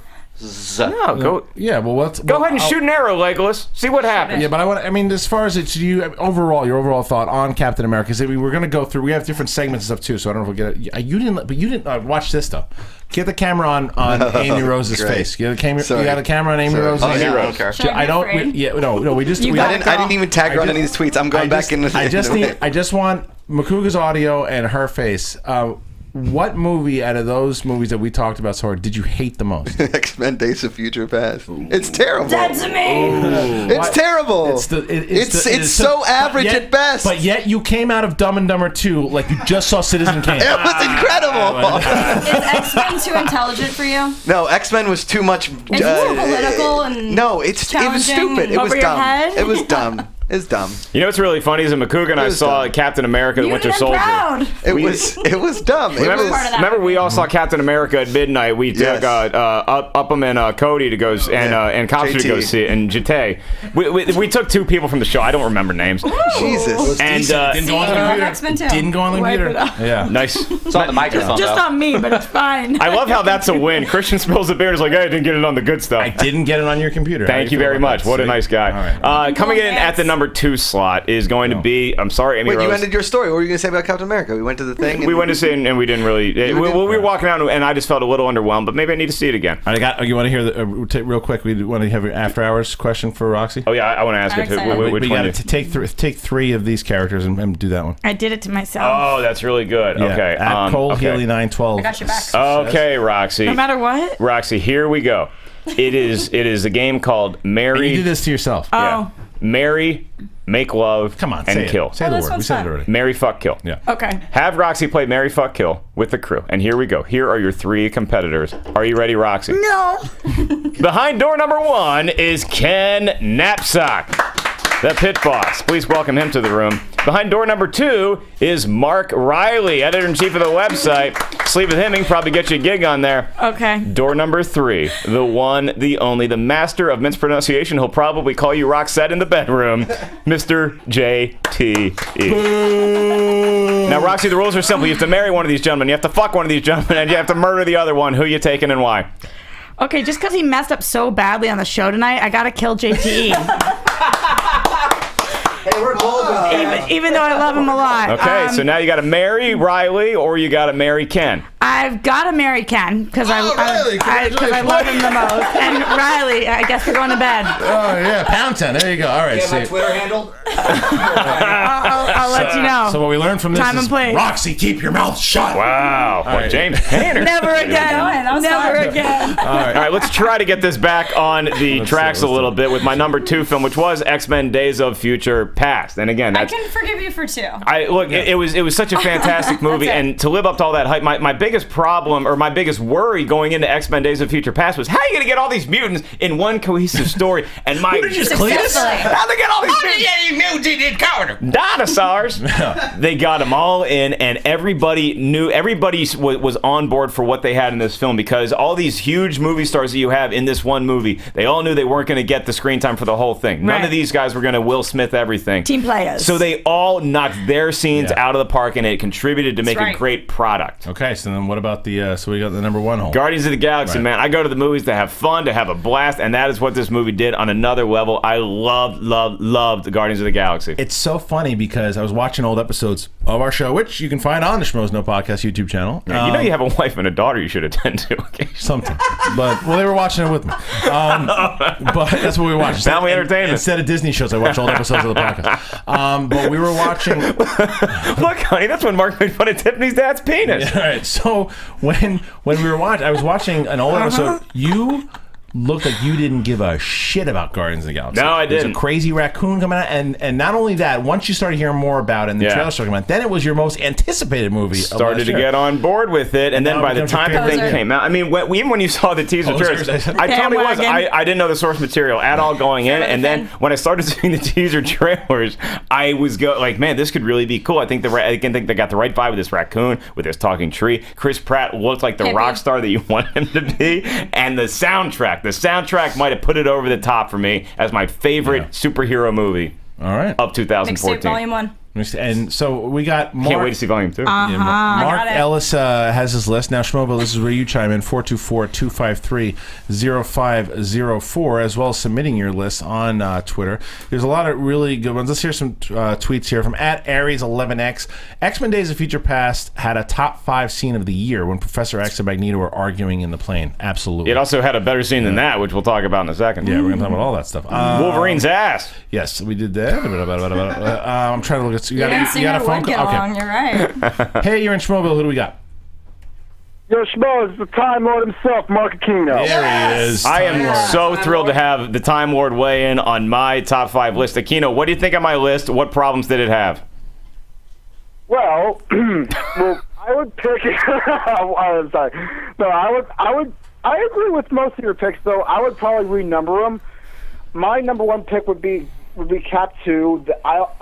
That movie really knocked out of the park. I love Captain America. I love the first film. Mm-hmm. I think that's probably the most underrated of the standalone films from like Phase 1. Number 2 for me would be X-Men: Days of Future Past, because I remember for the ending for that movie, someone said it looked like it was shot as if it was like the ending looked like it was shot as if it was like you woke up from like a bad dream, and that's.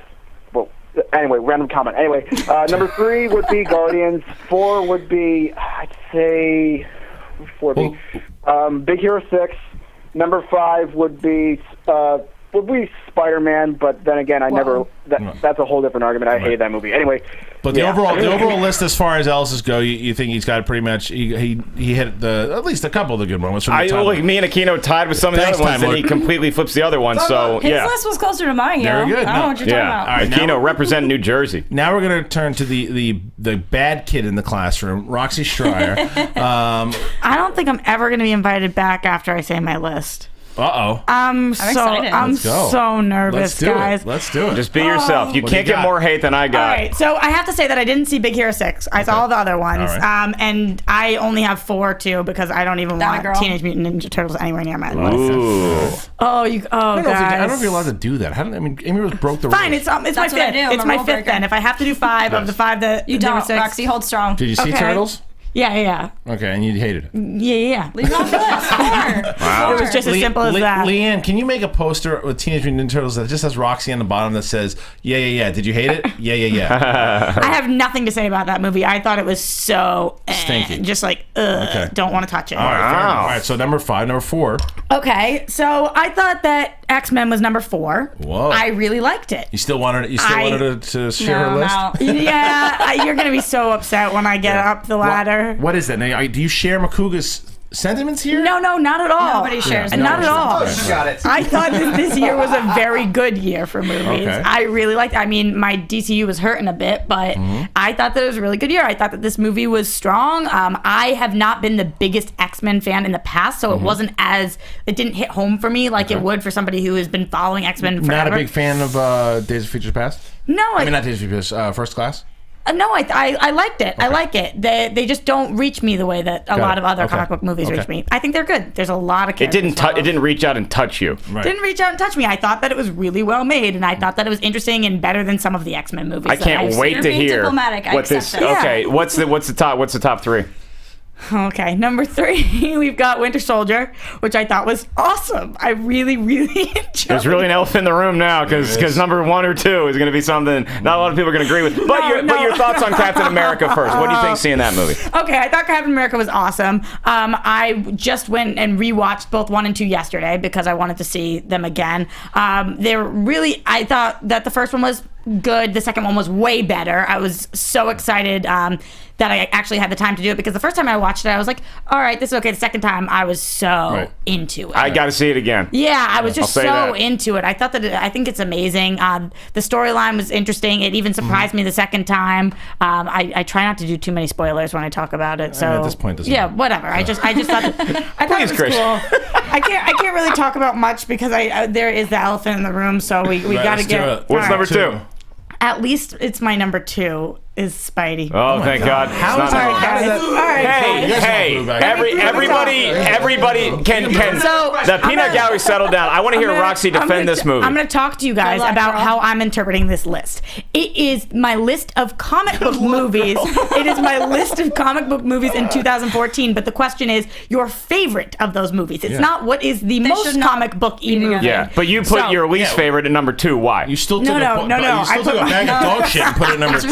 Oh, Kristian George Harlow. I loved this movie. Why?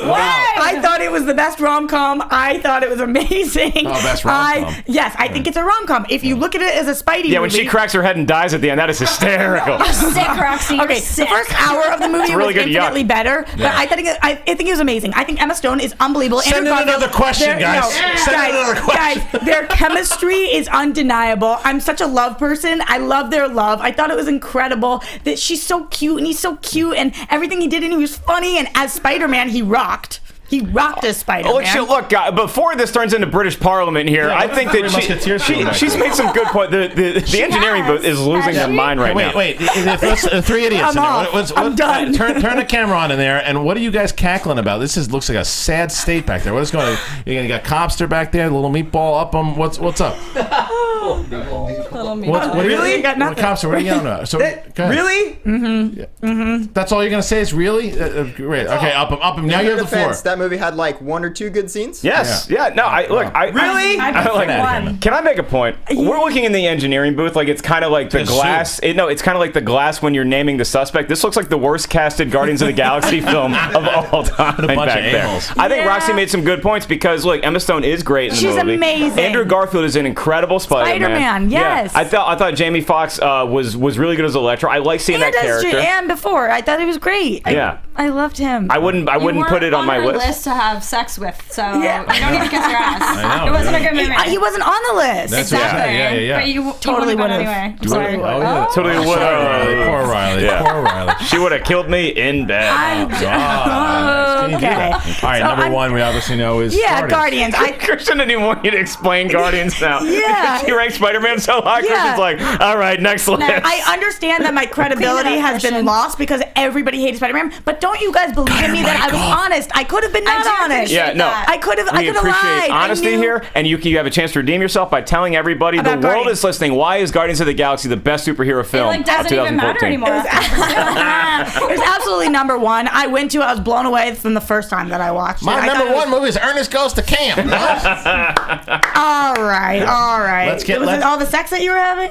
Now, you still really want to get... All right, one more question for Roxy Striar before we go out there. You can dish it, but you can't take it. Guardians is amazing. I think that it trumps Spidey. Obviously, it's a better made movie. It was so funny. Chris was amazing. All of them were amazing. I just thought that the characters, they were really strong. I knew about them beforehand, but they did a great job bringing it to life. I love Guardians. Well, this is why I get excited here, because now we get to sit back. Schmoville, call in. And talk to Roxy about her list.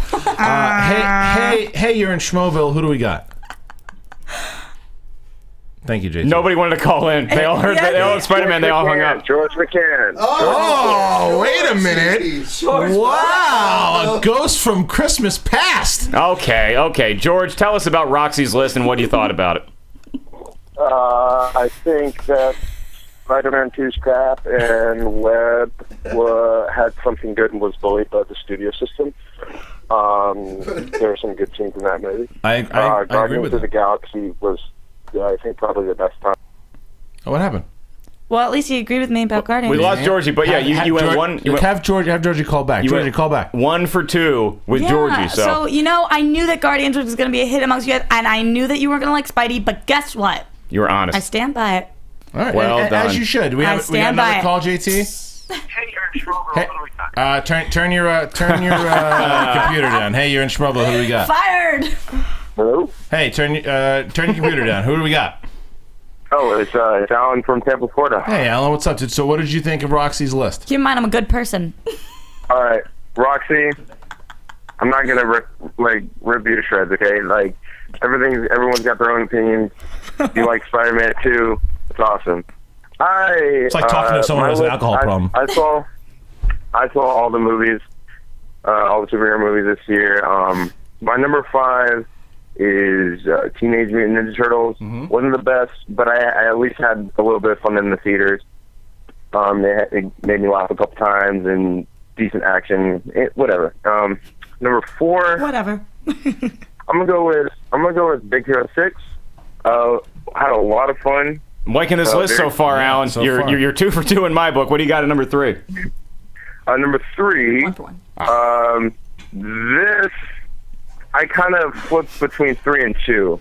For me, I guess I'll just go with number 3 for X-Men. Okay. I know. We got yeah, it's kind of weird because number 2 is Guardians.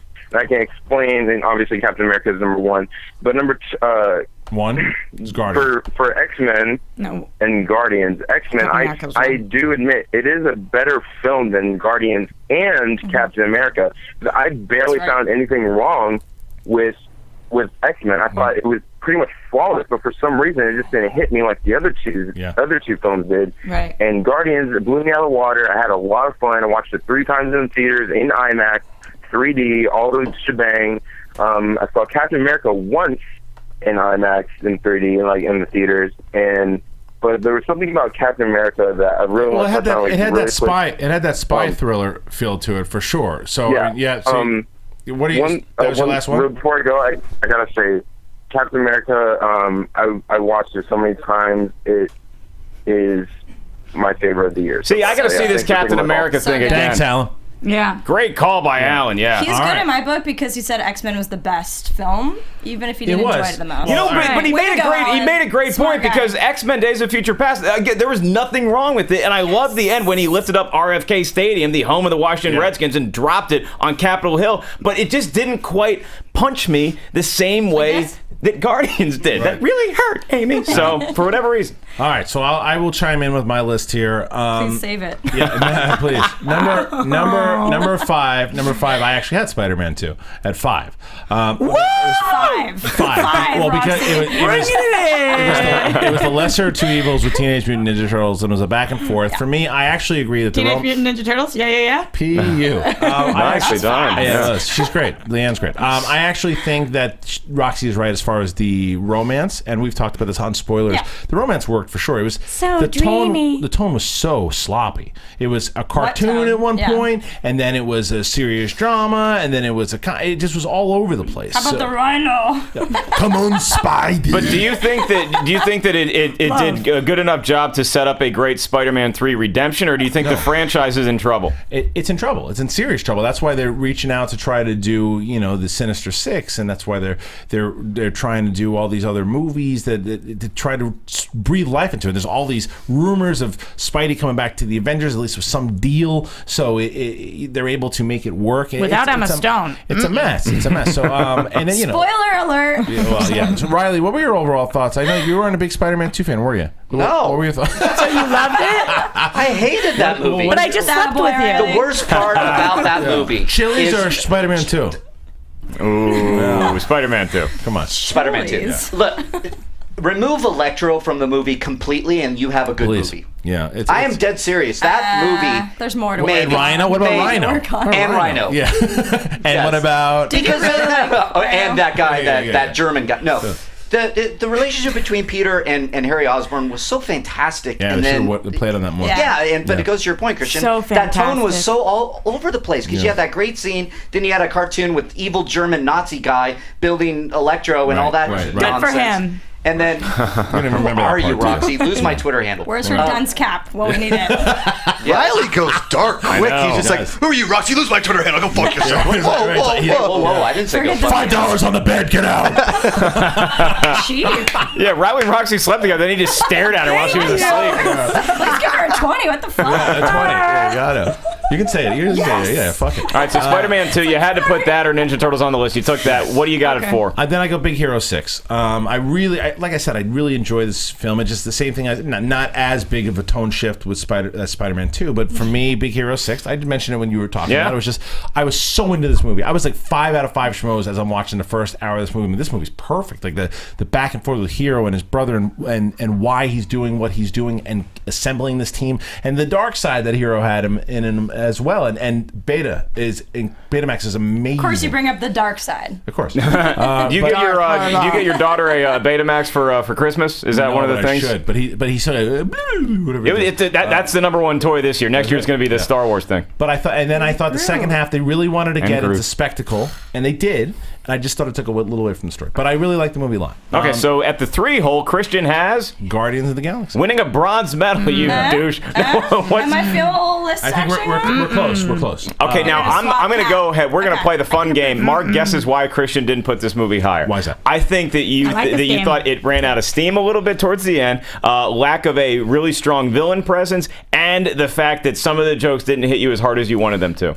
Close. A lot of the jokes actually I thought did work for what James Gunn was doing. In fact, he wrote the film. I thought, absolutely. I thought those did work. Jokes are good. Villain was not as strong. I didn't mind Ronan, although I loved Thanos. Loves Thanos in his cameo in that 5 movie. minutes we got. But I like this. But I thought it was a good setup for down the road. And his voice was so good. Perfect. Just how he laughs at Ronan for being a little bitch. Like he's just he's a little bitch. But there was one actress you didn't like in the film. I'll talk about her in a second. But Nebula. Yes, but not just that. But what my biggest thing with that movie, as far as why it's not higher on the list, I thought Peter Quill was developed great. I thought we got a great backstory for him. I thought Chris Pratt nailed it.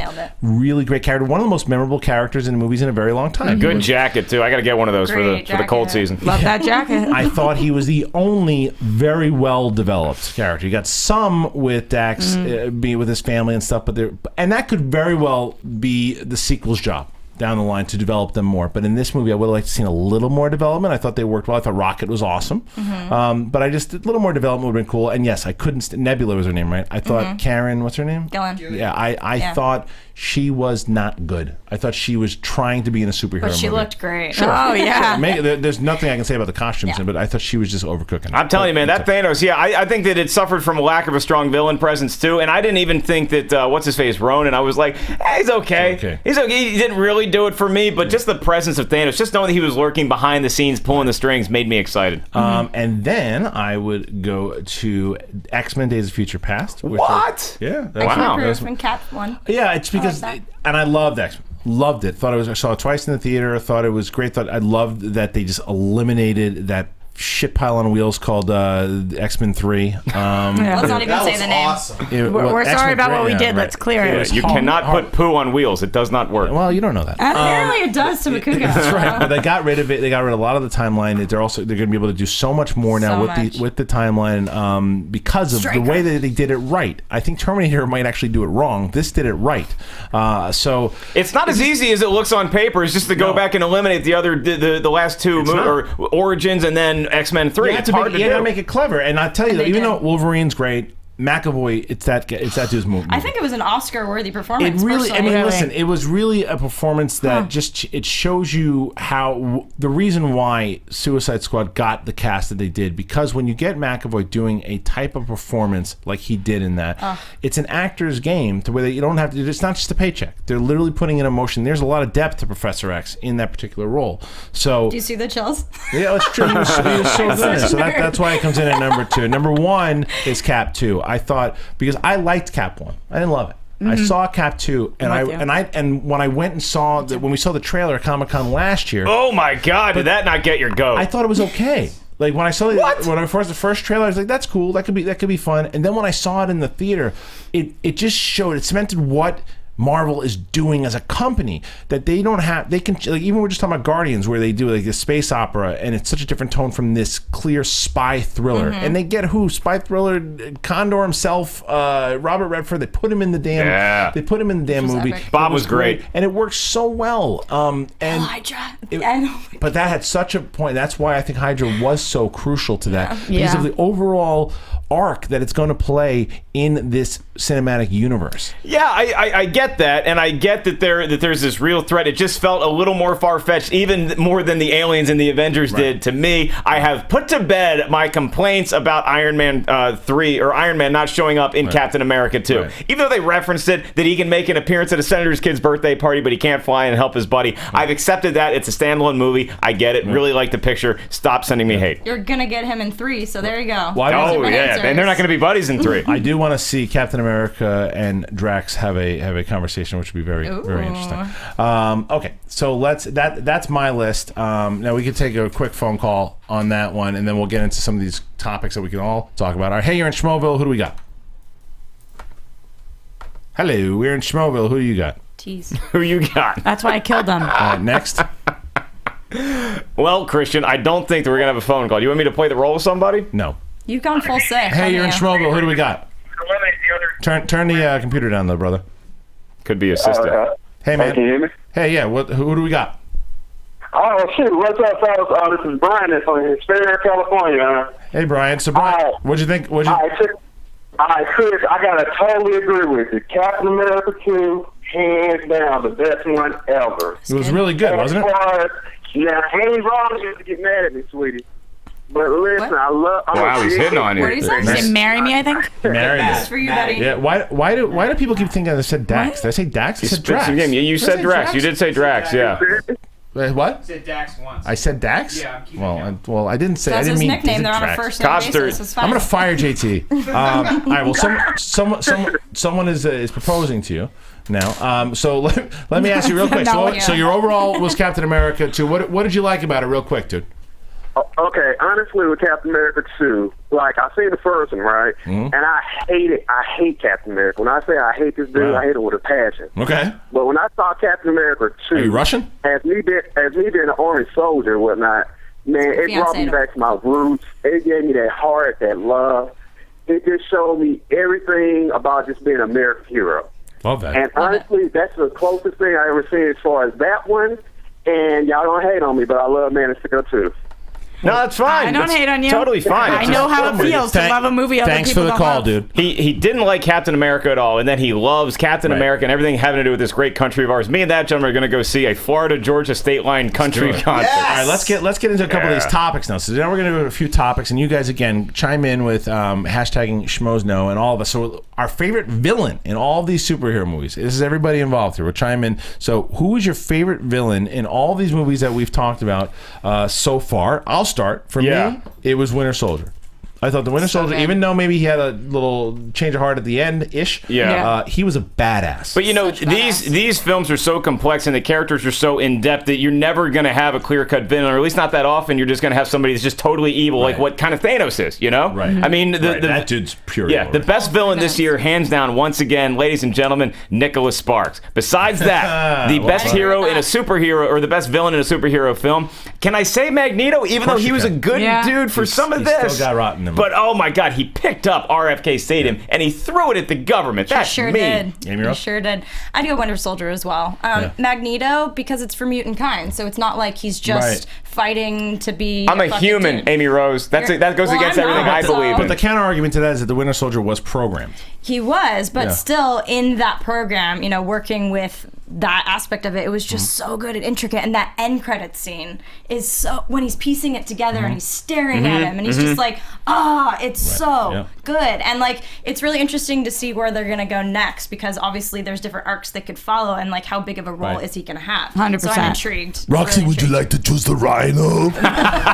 No, mine's Winter Soldier also. 100%. Okay. I thought it was unbelievable. Yeah, he just was. He was scary. Hands he was creepy. down. Yeah, So good. it really worked. All right, Roxy, why don't we start with you as far as what is one of your favorite moments from any one of these movies? Favorite moments? I can't pick a specific one, but anything that Chris did in Guardians. I thought that he was just so unbelievable, and I loved the humor the entire time. So all of his moments, and maybe Groot dancing. I'm gonna go with Quicksilver. It's gonna be mine. It was so good. Because everyone, when you saw it, you think of those damn burger commercials that he was doing. Like, this guy's gonna be terrible. It's awful. It's a Pink Floyd shirt. It's ridiculous. And he was the best thing in the whole movie. Diss Pink Floyd. I'm not, but for that movie, I didn't think it was gonna work, and I was we wrong. talked about this. The one sheets that came out were just like, horrible. God, at least Joss is gonna get it right in the other film. And now we're like, who knows, right? Especially after Godzilla, when no personality Magoo was running. Oh, easy. Hey, you said you wouldn't say that this episode. We're talking about superheroes. Amy Rose, your favorite scene from a movie this year? Well, Quicksilver was on the tip of my tongue. Thanks, you little devil. Sorry. I really like when Professor X has kind of lost his way, and Wolverine is like the glue of the connection, and like having his old self and his new self kind of have that conversation and like say, look, you know, you need, because he kind of lost his way there for a minute. Yeah. And that's what was so powerful when he was living in the house with Beast and all that was happening. So I thought that was a really beautiful moment. Very good scene. Yeah, my favorite scene is when Spider-Man's girl, bang, she cracked her skull on that concrete. No, I'm kidding. I think I'm actually going to go a little off board. My number 3 film featured a scene that was shown in one of the trailers, and we got to see it at Comic-Con a little early. But Cap America, the Winter Soldier, when he's in that elevator, and it felt like Die Hard with a Vengeance when Willis is in the elevator, probably the last movie you got to see real John McClane. He just kicks some ass. Then on top of that, he kicks the shield back up like he's Marty McFly traveling back through time and Back to the Future. Great job. McCougs, what do you got? Well, I was going to say the Quicksilver scene. That was the only redeemable part of X-Men Days of Future Past. But I will say the nap that I got in Captain America 2 was fantastic. Was that fantastic? Riley, you're the sensible one, and he is. who didn't have a ridiculous mustache on their face. Yeah. What, respond to that or my favorite? Your my favorite moment. Yeah. The one that jumped out to me was Chris Pratt's introduction as Star-Lord, putting on the headphones So and good. dancing around at the beginning. Very good. That was awesome. He grabs the creature and he's singing in it. I mean, that set the tone for the whole movie. Yeah. And it was brilliant. Okay, How about when we were in the theater in Cap and they said Stephen Strange? Oh, that was and a good everyone's moment like, oh my God. Right. Okay, so we're running out a little bit out of time, so I've got a couple more things here. Favorite villain we talked about. Favorite hero. Real quick, just around the horn. Who's your favorite hero out of all the movies? Star-Lord. I was just gonna say probably Star-Lord? him. Yep. Star-Lord. I'm probably gonna go because of the movie in general. What he did. I'm gonna go Wolverine. Actually, I think he wins my But favorite again, hero. he's kind of the anti-hero again. Yeah, but I kind of like dug that. it. You don't want to know. Spider-Man? Spidey. No. Hey, Garfield's great. He was an amazing He was. Yes, he was. I'm not gonna Yes, he was. punch for that. So, Ken, what do you Everything got about for favorite that. hero? I can't. Besides yourself. He actually had my Making it favorite from the moment, I too. love Garfield, but I just My can't. favorite hero from my favorite superhero movie of the year is Michael Keaton and Birdman. That's a I That's a superhero movie. not a superhero film. That's why I married you, Ken. Riley, you got a favorite hero? I gotta go with Cap. You're gonna go with Cap. Yeah, Cap just he Okay. was so Yeah. great in that movie, and I didn't like the first Avenger that much, and Captain America was like low on my totem pole, but he came up there. I mean, this is a great. Yeah, movie. you and I actually reviewed that movie together. I stand by it. 5 out of 5. All right, what was the best fight? The best fight, man. You know what was a really good action sequence was in Guardians of the Galaxy when they're on that planet, then they have to escape, and that's when Star-Lord loses the rest of the pack. It was in the middle of the movie, and that's the most I felt like I was seeing a Star Wars movie probably since they re-released the original trilogy in theaters. It was so cool. Best fight? I'd go Winter Soldier, Cap, Falcon, Widow. That whole madness Yeah. of a scene was just like perfection. That's mine too. Mhm. Roxy, go ahead. I think Winter Soldier when he says he won't fight back and sitting there just that second, McCougs? That bathroom scene in Raid 2 when they all attack him. We'll still give you some points though. Still give you some I points. like Ray too. Thank you. They're coming back slowly. I guess it's kind of a fight, but Star-Lord's dance-off with Ronan. Yeah. Not a bad play. What do you got, Harlow? I already said same one. I'm on Oh, okay. Okay, very good. Okay, best post-credit scene.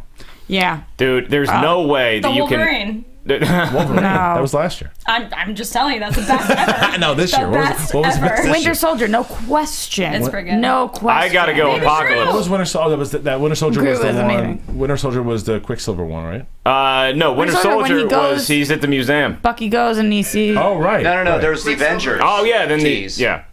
Yeah, okay. Right? Right. Wasn't that Yeah, that was with- No, it was Bucky. The first one. No, that There was Bucky. two. There was really two in Captain Yeah. America. There was they teased Yeah. Avengers, and Right. then they also I'm did talking. Bucky. I'm talking about the Bucky You one. like the Bucky. I like the Avengers one. Did The you guys Bucky one. forget seeing Apocalypse moving the freaking pyramids? Oh, it's a at the good end? one. I mean, come on, Yeah. team. No, I did Yeah. not. You know, let's get our shit Yeah, together. that's true. Okay.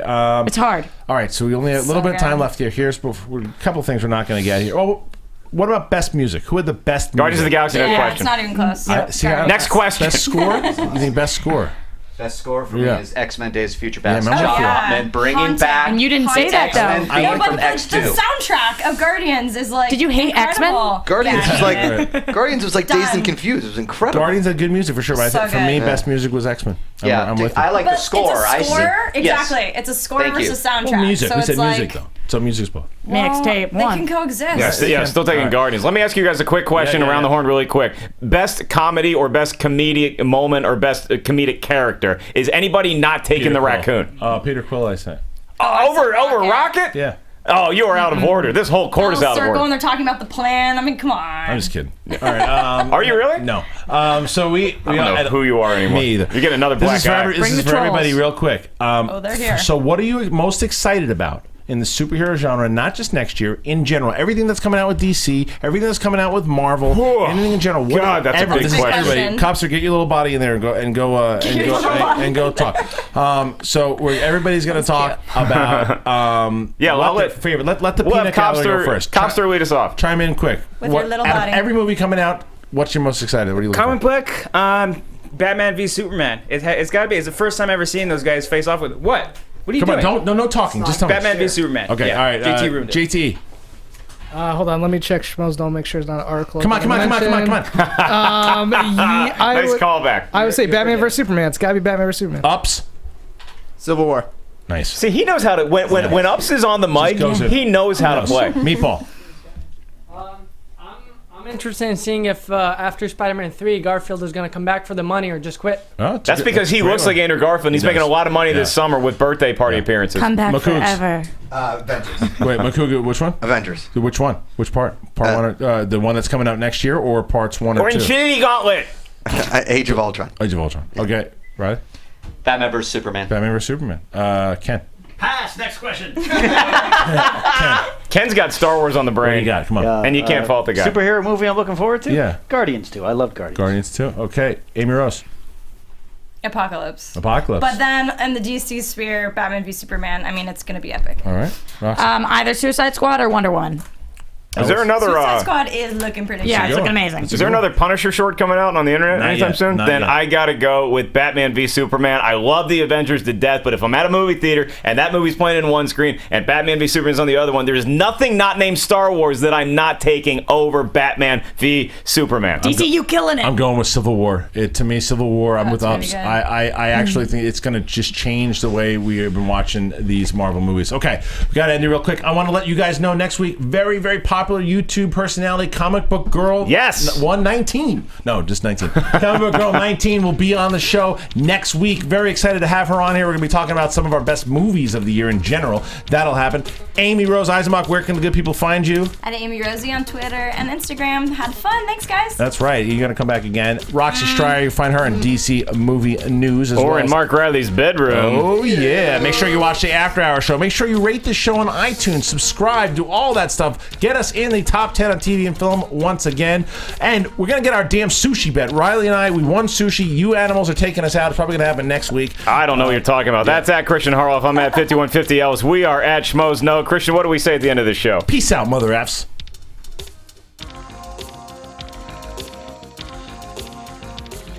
From producers Kristian Harloff, Mark Ellis, and the entire Schmoes Know crew, we'd like to thank you for listening to the Schmoes Know Movie Show. Promotional consideration provided by Rift Apparel and Josh McCouga's Mustache Clippings. Special thanks to Kevin Undergaro and Maria Menounos, the author of Every Girl's Guide to Diet and Fitness, in stores now. To watch or listen to other Schmoes episodes, get movie news, and join the conversation, be sure to visit schmoesknow.com. I'm the Pit Boss, and this has been a presentation of Schmoes Know.